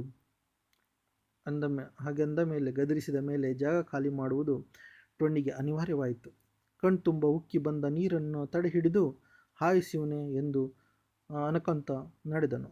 ಮನೆ ಹತ್ರ ಹೋತೊಟ್ಲೆ ಆತನ ಹೆಂಡತಿ ಓಡಿ ಬಂದವಳೆ, ಗೌಡ್ರು ಎತ್ತು ಸತ್ತೈತಂತ ಹೋಗಿದ್ದ ಅಂತ ಪ್ರಶ್ನಿಸಿದಳು. ನಾವೆಲ್ಲ ಇನ್ನೂ ಬದುಕಿದವಲ್ಲ, ಅದಕ್ಕದು ಸತ್ತಿರೋದು. ಕಟ್ಟಿಗೆ ಅಂಟಿಸಿ ಕಿವಿ ಸಂದಿಲ್ಲಿದ್ದ ಕೋರೆ ಗಣೇಶ ತೆಗೆದು ಹಚ್ಚಿಕೊಂಡನು. ಕೇಳೋ ಅಕ್ಕೈತಿ ಕೇಳೇವಿ, ಅದಕ್ಕೆ ಯಾಕೆ ಗೌಡ ನರ ಹರ್ಕೋಬೇಕು ಎಂಬುದಾಗಿ ಗುನುಗಾಡಿದನು. ಅವನಿಗೆ ಕುಂತಲ್ಲಿ ಕುಂಡ್ರಲಾಗಲಿಲ್ಲ, ಅವನಿಗೆ ನಿಂತಲ್ಲಿ ನಿಂದಿರಲಾಗಲಿಲ್ಲ. ಸಿತ್ತರು ಎತ್ತು ಕೊಡಿಸ್ರಪ್ಪೋ, ಆ ಎತ್ತು ತಿನ್ನೋದು ನನ್ನ ಅಕ್ಕ ಐತ್ರಪ್ಪೋ, ಇವತ್ತು ಅನ್ಯಾಯ ನನಗಾಯ್ತದೆ, ಮಂದಿ ಇದೇ ನಾಳೆ ನಿಮಗೂ ಆಯ್ತದೆ, ಹಿಂಗಾದ್ರೆ ಒಕ್ಕಲಿಗರ ಒಕ್ಕಲು ಮಣ್ಣು ತಿನ್ನಬೇಕಾಯ್ತದ್ರಪ್ಪೋ ಅಂತ ತಮ್ಮ ಕೇರಿಯ ಪ್ರತಿ ಹಟ್ಟಿ ಮುಂದೆ ನಿಂತು ನಿವೇದಿಸಿಕೊಂಡನು. ಅದಕ್ಕುತ್ತರವಾಗಿ ಒಬ್ಬ, ನಾವು ಪಡೆದು ಬಂದಿರೋದೇ ಅಷ್ಟು ಅಂತಂದರೆ ಮತ್ತೊಬ್ಬ, ಅದ್ರ ಉಸಾಬರಿ ನಮಗ್ಯಾಕೆ ಅಂತ ಜಾರಿಕೊಂಡನು. ಮಗದೊಬ್ಬ, ಇಂಥ ಅನ್ಯಾಯಕ್ಕೆಲ್ಲ ಕೋರ್ಟಿಗೆ ಹೋಗಂಗೆ ಇಲ್ಲಲ್ಲ ಟೊಣಿ ಎಂದು ಸಮಾಧಾನ ಪಡಿಸಿದನು. ಒಗ್ಗಟ್ಟಾಗಿ ಕೇಳುವ ಬರ್ರಲೇ ಅಂದರೆ ಉಪದೇಶ ಹೇಳ್ತಿರಲ್ರಪ್ಪೋ, ಈ ಜನ್ಮದಾಗ ನೀವ್ಯಾರೂ ಉದ್ಧಾರ ಆಗಲ್ಲ ಎಂದು ಒಂದು ಹಿಡಿ ಶಾಪ ಹಾಕಿ ವಾಪಸ್ಸಾದನು. ಇದಾದ ಚಾ ಹೊತ್ತಿಗೆ ಎತ್ತಿನ ಪೂಜೆ ನಡಿತೈತಿ ಎಂಬ ಸುದ್ದಿ ಬಂದ ಮೇಲಂತೂ ಅವನು ವಿಲಿವಿಲಿ ಒದ್ದಾಡಿದನು. ಹೆಂಡ್ತಿ ಹತ್ತಿರ ಚಿಲ್ಲರೆ ಪಲ್ಲರೆ ಉದುರು ಬಡಿದು ದೇವರ ಮನೆ ಲಿಂಗನ ಅಂಗಡಿ ಹೊಸ್ತಿಲು ದಾಟಿ ಕಾಡಿ ಬೇಡಿ ದುಃಖ ಮರಿಬೇಕ್ರಪ್ಪೋ ಅಂತ ಗೋಗರೆದು 2 ದರಾಮು ಕುಡಿದು ಲೋಡಾಗಿ ನಾನಂದ್ರೇನು ತಿಳ್ಕೊಂಡಿರಲೇ ಅಂತ ಕೇಕೆ ಹೊಡೆದು ಪಾರಾದನು. ಅಲ್ಲಿಯೇ ಇದ್ದ ಸೇಸ ನಗಾಡಿ, ಲೇ ಟೊಣ್ಣಿ, ಇಲ್ಲೇನು ತೋರಿಸ್ತೀನಿ ನಿನ್ನ ಪರಾತಾಪ, ಆಗಲೇ ಗೌಡ್ರ ಮಂತ್ಯಾಗೆ ಎತ್ತಿನ ಪೂಜೆ ನಡಿತೈತಿ, ಅಲ್ಲಿ ತೋರಿಸು ಎಂದು ಊದಿದನು. ಗೌಡಾಗಿದ್ರೆ ಅವನು ಮನೆಗಾಗಿದ್ದಾನು, ಬಿಟ್ಟಿನ್ನ ಶಿವನ್ನ ಎಂದವನೇ ತೂರಾಡ್ತಾ ಗೌಡರ ಮನೆ ಕಡೆ ನಡೆದನು. ಅವನು ಹೋಗೋ ಹೊತ್ತಿಗೆ ಟೈರು ಬಂಡಿ ಮೇಲೆ ದೇವರನ್ನು ಮಲಗಿಸಿದ್ದರು. ಹಾಗೆ ಅದು ಎದ್ದು ಬರುತ್ತೆ ಅನ್ನಂಗಿತ್ತು. ಅದಕ್ಕೂ ಪೂಜೆ ಪುನಸ್ಕಾರ ಸಿಂಗಾರ ಮಾಡಿದ್ದರು. ಊದುಬತ್ತಿ ಹೊಗೆ ನಡುವೆ ದೇವರು ಕಣ್ಣು ಮಿಟಿಸಿದಂತೆ ಕಂಡು ಬಂದಿತು. ರಾಮನ ಬ್ಯಾಂಡು ಶುರುವಾಗಿ ಇನ್ನೇನು ಹೊರಡಬೇಕನ್ನುವಷ್ಟರಲ್ಲಿ ಟೊಣ್ಣಿ, ಏಯ್ ಗೌಡ, ಬಿಡು ಅಂದರೆ ಬಿಟ್ಬಿಡು, ಬದುಕಿರೋವರೆಗೂ ನಿಮ್ಮದು, ಸತ್ ಮ್ಯಾಕೆ ನಮ್ಮದು ಎಂದು ತೂರಾಡುತ್ತಾ ದೇವರ ಹೆಣ ಅವಚಿಕೊಳ್ಳಲು ಹೋದನು. ಮಾದಿಗ ಮತ್ತೆ ಒಕ್ಕರಿಸಿದ್ದು ಕಂಡು ಗೌಡರಿಗೆ ಉಸಿರುಗಟ್ಟಿದಂತಾಗಿ ಕೆಮ್ಮು ಬಂದಿತು. ಕೆಮ್ಮಿದ ನಂತರ ಸಿಟ್ಟು ಬಂತು. ಸಿಟ್ಟು ಬಂದ ನಂತರ ಈ ಪ್ರಕಾರ ಬಂದಿತು ಮಾತು, ಎಲ್ಲಾ ಇವನ, ಲೇಯ್ ಸುಮ್ಕೆ ಹೋಗ್ಯೋ ಇಲ್ಲೋ ಎಂದು ಎಚ್ಚರಿಕೆ ನೀಡಿದನು. ಆಗ ಟೊಣ್ಣಿ, ಅದೆಂಗೆ ಹೋಗಲ್ಲೋ, ಇದು ನನ್ನ ಮಾನ ಮರುವಾದಿ ಪ್ರಶ್ನೆ. ಬಿಡಲಿಲ್ಲ ಅಂದರೆ ಮತ್ತೇನನ್ನು ನುಡಿಯಲ್ಲಿದ್ದ ಅವನನ್ನು ಗೌಡರ ಆಳುಗಳು ಅವನ ಮೇಲೆ ಮುಗಿಬಿದ್ದಿದ್ದೇ ಓತಬದ್ದರು. ಅವನ ಹೊಟ್ಟೆಯಲ್ಲಿದ್ದ ಶಿವ ವೈಕ್ ವೈಕ್ ಅಂತ ಹೊರಗೆ ಬಂದುಬಿಟ್ಟ. ಪರಿಣಾಮವಾಗಿ ತುಂಬ ವೀಕಾಗಿ ಕಂಗೊಳಿಸಿದನು. ಮತ್ತೆ ಚೇತರಿಸಿಕೊಂಡು ನೋಡ್ಕೊಂತೀನಿ ಅಂತ ಕಷ್ಟಪಟ್ಟು ಹೆಜ್ಜೆಗಳನ್ನು ಕಿತ್ತಿಡುತ್ತಾ ಅಲ್ಲಿಂದ ಸೀದಾ ಹಟ್ಟಿ ಕಡೆ ಹೆಂಡ್ತಿ ಕೈಯಿಂದ ಮೈಗೆ ಕಾವು ಕೊಡಿಸಿದನು. ಅವತ್ತೆಲ್ಲ ಅವನ ಜೀವಕ್ಕೆ ಸಮಾಧಾನವೇ ಸಿಕ್ಕಿಲ್ಲ. ರೋಷಕ್ಕೂ ಮಿಗಿಲಾಗಿ ಹೊಟ್ಟೆಯಲ್ಲಿ ಕಾಣಿಸಿಕೊಂಡಿತ್ತು ಹಸಿವೆ ಎಂಬ ಹಸಿವೆ. ಒಲೆಯ ಬೂದಿಯೊಳಗೆ ಅಲಾದಿಯಿಂದ ಬೆಚ್ಚಗೆ ಮಲಗಿರುವ ಬೆಕ್ಕನ್ನು ಓಡಿಸಿ ಅಲ್ಲಿಷ್ಟು ಬೆಂಕಿ ಕಾಣಿಸಿದರೆ ಮಾತ್ರ ನಾಲ್ಕಾಲ ಮಂದಿ ಎಲ್ಲ ಬದುಕಿರಲು ಸಾಧ್ಯ ಅನಿಸಿಬಿಟ್ಟಿತು. ಆ ಎತ್ತು ಸಿಕ್ಕಿದರೆ ಗತಿ ಗಣಪ ಮಾಡ್ತಿದ್ದೆ ಅಂತ ಹೆಂಡತಿ ಪ್ರಶ್ನೆ ಒಂದಕ್ಕೆ ಉತ್ತರವಾಗಿ ನೋಡಿದನು. ತಲೆ ಇರುವಾಗಲೇ ಮೊಣಕಾಲಿಗೆ ಪಟ್ಟ ಬಂತು, ನನಗೆ ಈ ಗತಿ ಬಂತಲ್ಲ ಅಂತ ಮರುಗುತ್ತಾ ಕೂಡಲು ಅವನ ಮನಸ್ಸು ಸುತಾರು ಒಪ್ಪಲಿಲ್ಲ. ಸಂಜೆ ಮಠ ಕಟ್ಟೆಬದು ಹುಲಿ ತಲೆ ನಿವರಿಸುತ್ತಾ ಕೂತಿದ್ದವ ತುಕ್ಕು ಹಿಡಿದ ಮೂಲೆ ಹಿಡಿದಿದ್ದ ಮಚ್ಚು ತೆಗೆದು ಬೆಳ್ಳಗೆ ಮಸ್ತು ಅದರಲ್ಲಿ ತನ್ನ ಮುಖ ನೋಡಿಕೊಂಡ. ಯಾರಿಗೂ ಕೇಳದೆ ಸಲಿಕೆ ಪುಟ್ಟೆ ತಗೊಂಡು ವಾಸನೆ ಗುಂಟ ಹೆಜ್ಜೆ ಹಾಕಿದ್ದ. ಮುಂದೆ ಟೊಣ್ಣಿ, ಹಿಂದೆ ಹುಲಿ. ಮಣ್ಣಿನೊಳಗಿರುವ ದೇವರ ಹೆಣ ಕೊಳೆತಿರಲಿಕ್ಕಿಲ್ಲ. ತೊಗಲು ಇಸ್ತ್ರಿ ಮಾಡಿದ ಅಂಗಿಯಂತಿರಬಹುದು. ಎಲ್ಲದಕ್ಕಿಂತ ಹೆಚ್ಚಾಗಿ ತನ್ನ ಇಚ್ಛಾಶಕ್ತಿಯೇ ಮಣ್ಣಿನೊಳಗೆ ಕೊಳೆಯುತ್ತಿದೆಯೋ ಎಂಬಂತೆ ಯೋಚಿಸುತ್ತಾ ಊರ ಮಗ್ಗುಲಾಗಿರುವ ಸಿಂದಿಗೌಡರ ಕಟ್ಟಿ ಹೊಲ ಸೇರಿದ. ಮೇಲೆ ಮೇಲೆ ನಿಂತು ಕಣ್ಣಾಡಿಸಿದ. ಎಲ್ಲೂ ನರಹುಳದ ಸುಳಿವಿರಲಿಲ್ಲ. ಅಲ್ಲಲ್ಲಿ ಕಪ್ಪಲಿನಾಟಗಳ ಊಳಿಡುವ ಸದ್ದು ಬಿಟ್ಟರೆ ಜೀರುಂಡೆಗಳ ಸದ್ದು ಅಷ್ಟೇ ಇದ್ದಿತು. ಜನನವೊಂದು ಹೂವನ್ನರಿಸಿಕೊಂಡು ಹೋಗುವ ರೀತಿಯಲ್ಲಿ ಟೊಣ್ಣಿ ಅಡ್ಡಾಡತೊಡಗಿದ. ಸ್ವಲ್ಪೇ ವ್ಯಾಳದೊಳಗೆ ದೇವರಿರುವ ಗುದ್ದನ್ನು ಕಂಡು ಹಿಡಿದು ಬಿಟ್ಟ. ಗುದ್ದಿನ ಮೇಲಿದ್ದ ಇಬ್ಬತ್ತಿ ಉಂಡೆ ಕಣಿಗಿಲೆ ಹೂಗಳು ಅವನ ಸಲಿಕೆ ಏಟುಗಳಿಗೆ ತತ್ತರಿಸಿ ಹೋದವು. ಮೈಯೊಳಗೆ ದೆವ್ವ ಹೊಕ್ಕೊಂಡವನಂತೆ ತೋಡಿ ದೇವರ ಹೆಣ ತಲುಪಿದನು. ದೇವರ ಹೆಣದ ಮೂಲೆ ಮೂಲೆಯಲ್ಲಿ ಮೂಸಿ ಗೆಲುವಾದನು. ದೇವರು ಬದುಕಿರುವ ರೀತಿಯಲ್ಲೇ ಬೆಚ್ಚಗಿರುವುದು ಸರಿ. ಅವನು ಮಿಂಚಿನಂತೆ ಚಕಚಕ ಅಂತ ದೇವರ ಹೆಣವನ್ನು ಕೊಯ್ಯತೊಡಗಿದನು. ಸ್ವಲ್ಪ ಹೊತ್ತಿನಲ್ಲಿ ಕೊಯ್ದು ಕಣ್ಣೆ ಕಣ್ಣೆ ಮಾಂಸವನ್ನು ಪುಟ್ಟಿಗೆ ತುಂಬಿ ಹಸಿತೊಗಲನ್ನು ಮಡಚಿ ಹೊತ್ತುಕೊಂಡನು. ಉಳಿದ ದೇವರನ್ನು ತಿನ್ನಲು ಹುಲಿಯನ ಸುಪರ್ದಿಗೆ ಒಪ್ಪಿಸಿದನು. ನಂತರ ಭಲೇ ಸರ್ದಾರ ಎಂಬ ರೀತಿಯಲ್ಲಿ ಮನೆ ಕಡೆ ಹೆಜ್ಜೆ ಹಾಕಿದನು. ಮರುದಿನ ಕೋಳಿ ಕೂಗದಿದ್ದರೂ ಬೆಳಕು ಹರಿಯಿತು. ಮುದುಕಿ ಮಕ್ಕಳನ್ನು ಗುಂಪು ಹಾಕಿಕೊಂಡು ಮಾಂಸ ಮಾಡುವ ತಯಾರಿ ಶುರು ಮಾಡಿದಳು. ಟೊಣಿಯಾದರೋ ಮೈಯ ನರ ಹರಿದುಕೊಂಡು ತೊಗಲು ಹದ ಮಾಡಿ ಮುಗಿಸಿದನು. ವಿಕ್ರಮಾರ್ಕನು ಬೇತಾಳನನ್ನು ಹೊತ್ತೊಯ್ದು ಪರಿಯಂತೆ ಟೊಣ್ಣಿಯ ಗೋಣಿಚೀಲದೊಳಗೆ ದೇವರ ತೊಗಲನ್ನು ಮಡಗಿಸಿ ಊರಮ್ಮನ ಗುಡಿ ಹಿಂದೆ ಹಾಯ್ದು ಅಚ್ಚ ಮನೆಯವರ ಅಂಗಳದಲ್ಲಿ ತೇಲಿ ಬ್ಯಾಡರೋಣಿಯಲ್ಲಿ ಮುಳುಗಿ ಕಟುಗರ ದಯಾನಂದನ ಮನೆ ಮುಂದೆ ಪ್ರತ್ಯಕ್ಷನಾದನು. ಪಳುಗಟ್ಟೆ ಮೇಲೆ ಕುಂತು ಬೆಳಗಿನ ಬೋಣಿಗೆಯ ಕಫವನ್ನು ಕಕ್ಕುವ ಪ್ರಯತ್ನದಲ್ಲಿದ್ದ ಅವನು ಟೊಣ್ಣಿಯ ದರ್ಶನ ಮಾತ್ರದಿಂದ ಮುಖ ಸಿನ್ನಿಸಿಕೊಂಡನು. ಅವನ ನೆತ್ತಿ ಹತ್ತಿ ಕೂತಿದ್ದ ಚೀಲ ಕಂಡವನೇ ಅದರೊಳಗೆ ಎಂಥದೋ ಗುಟ್ಟು ಅಡಗಿದೆ ಅಂದುಕೊಂಡನು. ದಯಾನಂದ ಮುಖ ತೊಳೆದುಕೊಂಡು ಇಬ್ಬತ್ತಿ ಧರಿಸುವವರೆಗೆ ತುಟಿಕ್ ಪಿಟಕೆನ್ನದಿದ್ದ ಟೊಣ್ಣೆ ಚೀಲದೊಳಗಿಂದ ದೇವರ ತೊಗಲಿನ ದರ್ಶನ ಮಾಡಿಸಿ, ಏಟು ಕೊಡ್ತೀಯಪ್ಪೋ ಅಂದನು. ನಿನ್ನೆ ಕೇಳಿದ್ರೆ ಗಂಟಾಕೋರರಂಗೆ ಮಾತಾಡದೆ, ಈಗ ನೋಡು ಹೆಂಗೈತಿ ಅಂತ ಮತ್ತೆ ಗೆಲುವಾಗಿ ನೋಡಿದನು.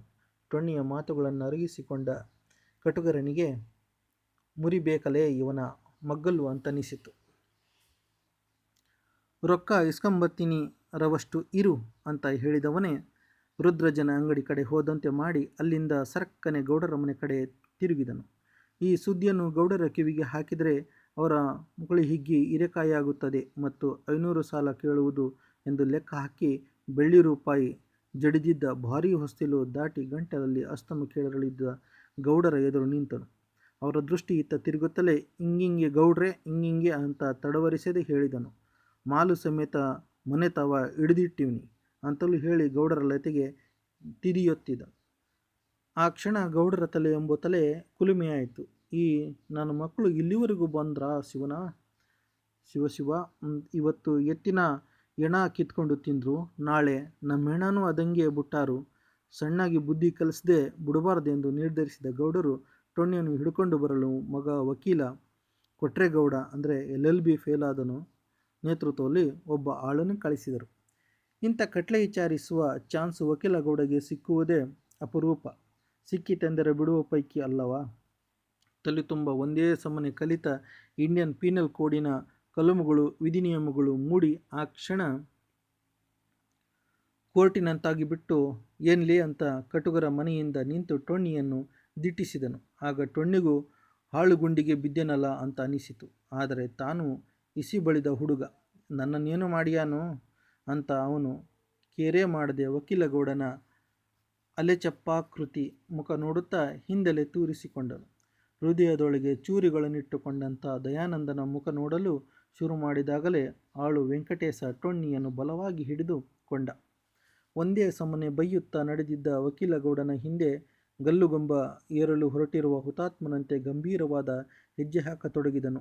ಗೌಡರ ಗಚ್ಚಿನ ಮನೆ ಸಮೀಪವಾದಂತೆ ತೊಗಲಿನಾಸೆಗೆ ಕಾಗೆಗಳ ಸಣ್ಣ ಹಿಂಡು ಯಾವ ಮಾದಿಯಿಂದಲೂ ಹೆಚ್ಚಾಗಿ ಕಾ ಅಂತ ಟೊಣ್ಣಿಯ ಮೇಲೆ ನೆರಳಾಡತೊಡಗಿದವು.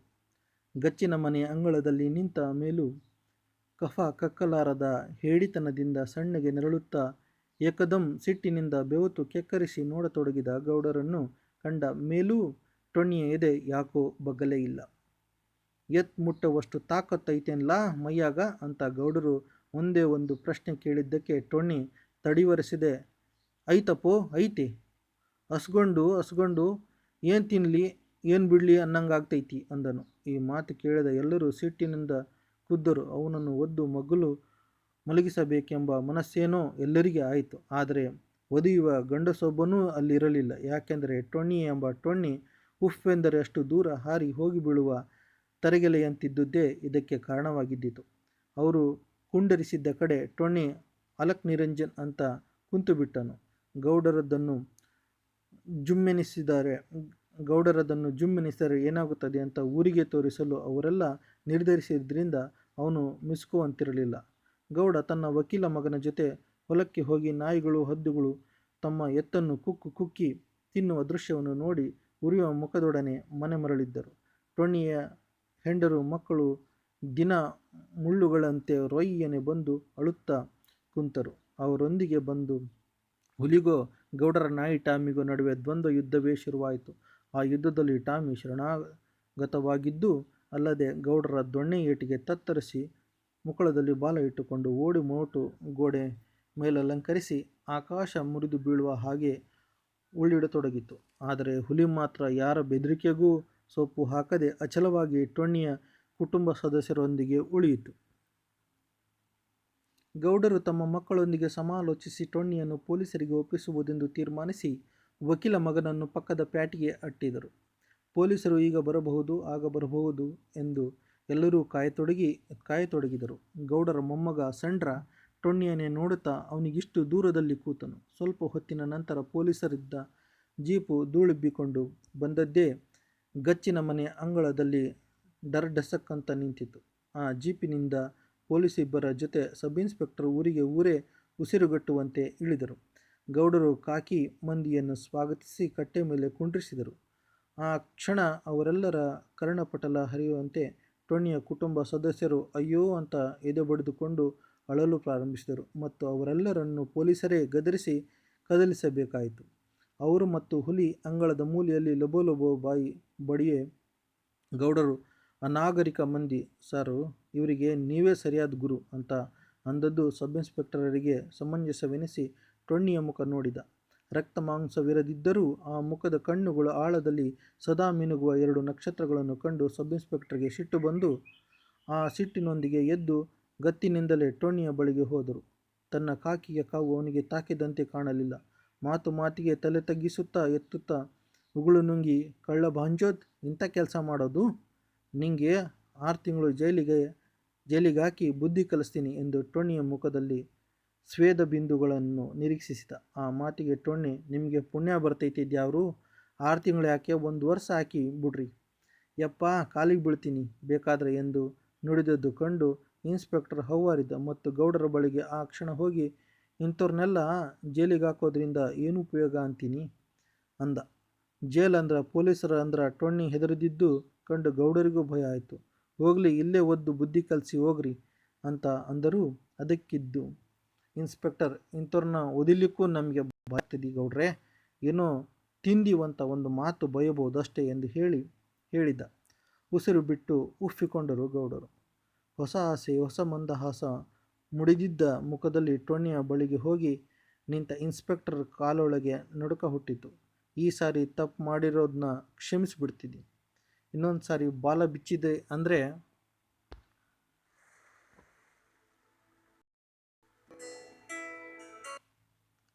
ಎಂದು ಹೇಳುತ್ತಿದ್ದಂತೆಯೇ ಟೊಣ್ಣಿ ಆವೇಶದಿಂದ, ಅದೆಂಗೆ ಬಿಟ್ಟು ಹೋಗ್ತಿರೋ ನೋಡೇ ಬಿಡ್ತೀವಿ, ನನ್ನ ಕರ್ಕೊಂಡೋಗ್ಲಿಲ್ಲ ಅಂದರೆ ಇದಕ್ಕಿಂತ ದೊಡ್ಡ ತಪ್ಪು ಮಾಡ್ತೀನಿ ಎಂದಿತ್ಯಾಗಿಯೇ ಒಂದೇ ಸಮನೆ ಮಾತಾಡತೊಡಗಿದ. ಕೂಡಲೇ ಇನ್ಸ್ಪೆಕ್ಟರ್ ಎದೆ ಡವಡವ ಬಡಕೊಳ್ಳತೊಡಗಿತು. ಆ ಕ್ಷಣ ಅಲ್ಲಿಂದ ಹೊರಟು ಬಿಡಲು ನಿರ್ಧರಿಸಿ ಜೀಪ್ ಏರಲು ಪೊಲೀಸರಿಗೆ ಅಪ್ಪಣೆ ಕೊಡಿಸಿದರು. ಅರೆ, ಪೊಲೀಸರು ತಪ್ಪಿಸಿಕೊಂಡು ಹೋಗುತ್ತಾರೆಂದು ಟೊಣ್ಣಿ ಒಂದು ಕೈ ನೋಡೇ ಬಿಡಬೇಕೆಂದು ನಿರ್ಧರಿಸಿ ಒಂದೇ ಏಟಿಗೆ ಜೀಪಿನ ಬಳಿಗೆ ಜಿಗಿದನು. ನನ್ನ ಜೈಲಿಗಾಕ್ರಿ, ತಪ್ಪು ಮಾಡಿದ್ರೂ ಯಾಕೆ ಜೈಲಿಗೆ ಹಾಕ್ತಿಲ್ಲ ಎಂದು ಕೂಗುತ್ತಾ ಜೀಪ್ ಏರಲು ಪ್ರಯತ್ನಿಸಿದನು. ಕೂಗು ಸೇರುತ್ತಾ ಅವನ ಕುಟುಂಬದ ಇತರೆ ಸದಸ್ಯರು ಅವನಿಗೆ ಬೆಂಬಲ ಆಗಿ ನಿಂತು, ನಮ್ಮನ್ನು ಅದೆಂಗೆ ಬಿಟ್ಟು ಹೋಗ್ತೀರಿ ಎಂದು ಚೆಂಡಿ ಹಿಡಿದರು. ಹುಲಿಯು ಸಹ ಬೌ ಅಂತ ಪೊಲೀಸರನ್ನು ಬೆದರಿಸಿಕೊಂಡು ತೊಡಗಿತು. ಇನ್ನು ಜೀಪು ಚಾಲು ಆಗದಿದ್ದುದು ಕಂಡು ಎಸೆಯ್ ಜೇನುಗೂಡು ತಡುವಿದವನಂತೆ ಉದ್ವಿಗ್ನನಾಗಿ ಚಡಪಡಿಸುತ್ತಾ ಡ್ರೈವರ್ನ ಮೇಲೆ ಹರಿಹಾಯತೊಡಗಿದನು. ಕೆಟ್ಟ ಆವೇಶಕ್ಕೆ ಸಿಕ್ಕು ಜೀಪೇರತೊಡಗಿದ್ದ ಅವರನ್ನು ಆಚೆ ತಳ್ಳುವಲ್ಲಿ ಪೊಲೀಸರು ಮತ್ತೆ ಮತ್ತೆ ಪ್ರಯತ್ನಿಸಿದರು. ಇನ್ನೇನು ಅವರು ಹತ್ತೇ ಬಿಟ್ಟರೆನ್ನುವಷ್ಟರಲ್ಲಿ ಜೀಪು ಬುರ್ರಂತ ಚಾಲುವಾಗಿ ಉರುಳತೊಡಗಿತ್ತು. ಹಂತ ಹಂತವಾಗಿ ವೇಗ ಹೆಚ್ಚಿ ಓಡತೊಡಗಿದ ಜೀಪನ್ನು ಟೊಣ್ಣಿ ಮತ್ತವನ ಹೆಂಡತಿ ಮಕ್ಕಳು ನಮ್ಮನ್ನು ಕರ್ಕೊಂಡೋಗ್ರಪ್ಪೋ, ಗಂಡಸರಾಗಿದ್ದರೆ ಕರ್ಕೊಂಡೋಗ್ರೋ ಎಂದು ಕೂಗುತ್ತಾ ಸಾಧ್ಯವಾದಷ್ಟು ಹಿಂಬಾಲು ಬಿದ್ದರು. ಟೊಣ್ಣಿ ಮಾತ್ರ ಜೀಪೆಬ್ಬಿಸಿದ್ದ ಧೂಳಿನಲ್ಲಿ ಬರ್ತೀನ್ರೋ ಅಂತ ಕೂಗುತ್ತಾ ಓಡಿಯೇ ಓಡಿದ. ಹುಲಿ ಸಹ ಬಹು ಬಹು ಅಂತು.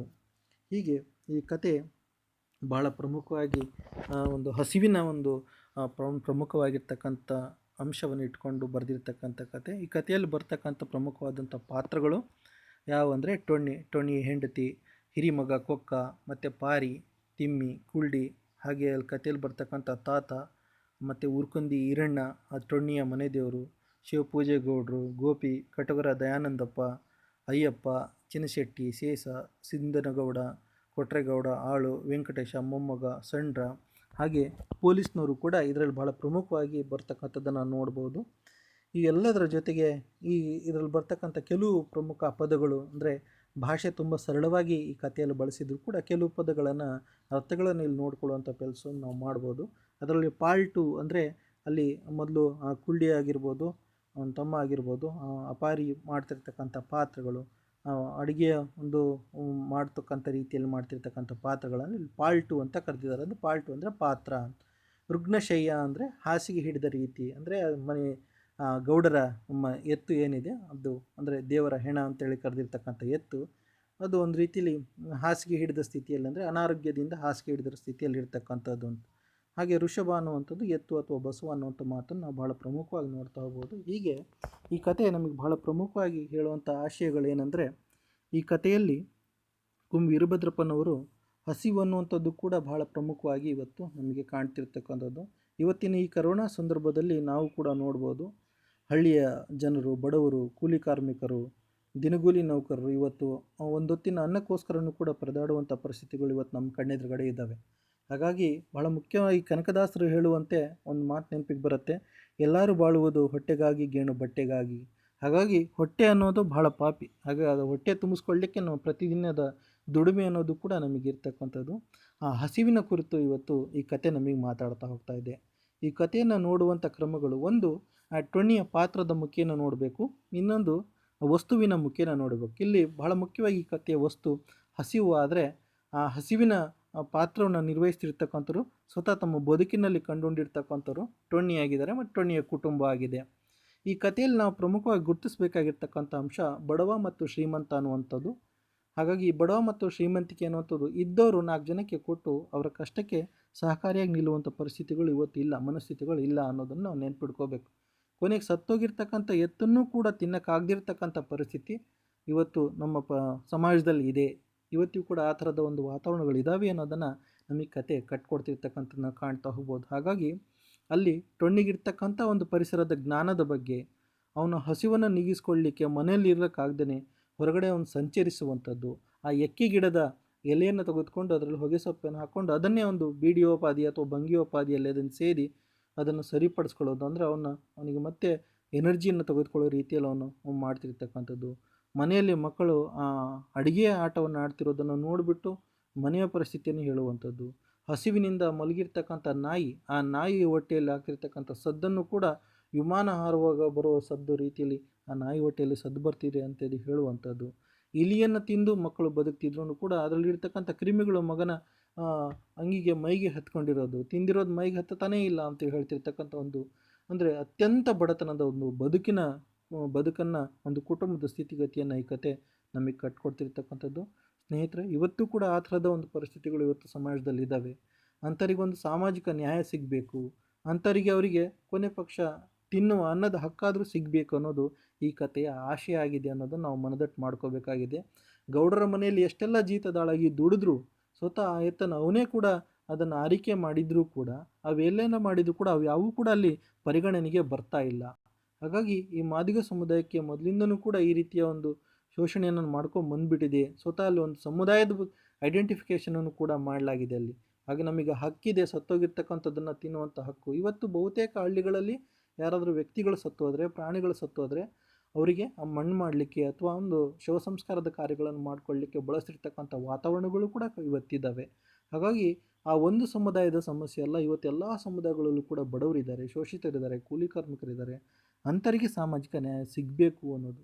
ಎಲ್ಲಿವರೆಗೆ ಗೌಡಗಾರಿಕೆ ಇರುತ್ತೆ ಅಲ್ಲಿವರೆಗೂ ಕೂಡ ಇವರಿಗೆ ಒಕ್ಕಲು ಮಾಡಿಕೊಂಡು ಅವರ ಜೀವನ ಪೂರ್ತಿ ಅವರಿಗೆ ಸೇವೆಯನ್ನು ಮಾಡ್ಕೊಂಡು ತಮ್ಮ ಬದುಕನ್ನು ಸವಿಸುವಂಥ ವರ್ಗನೂ ಕೂಡ ಒಂದು ಕಡೆ ಇದೆ.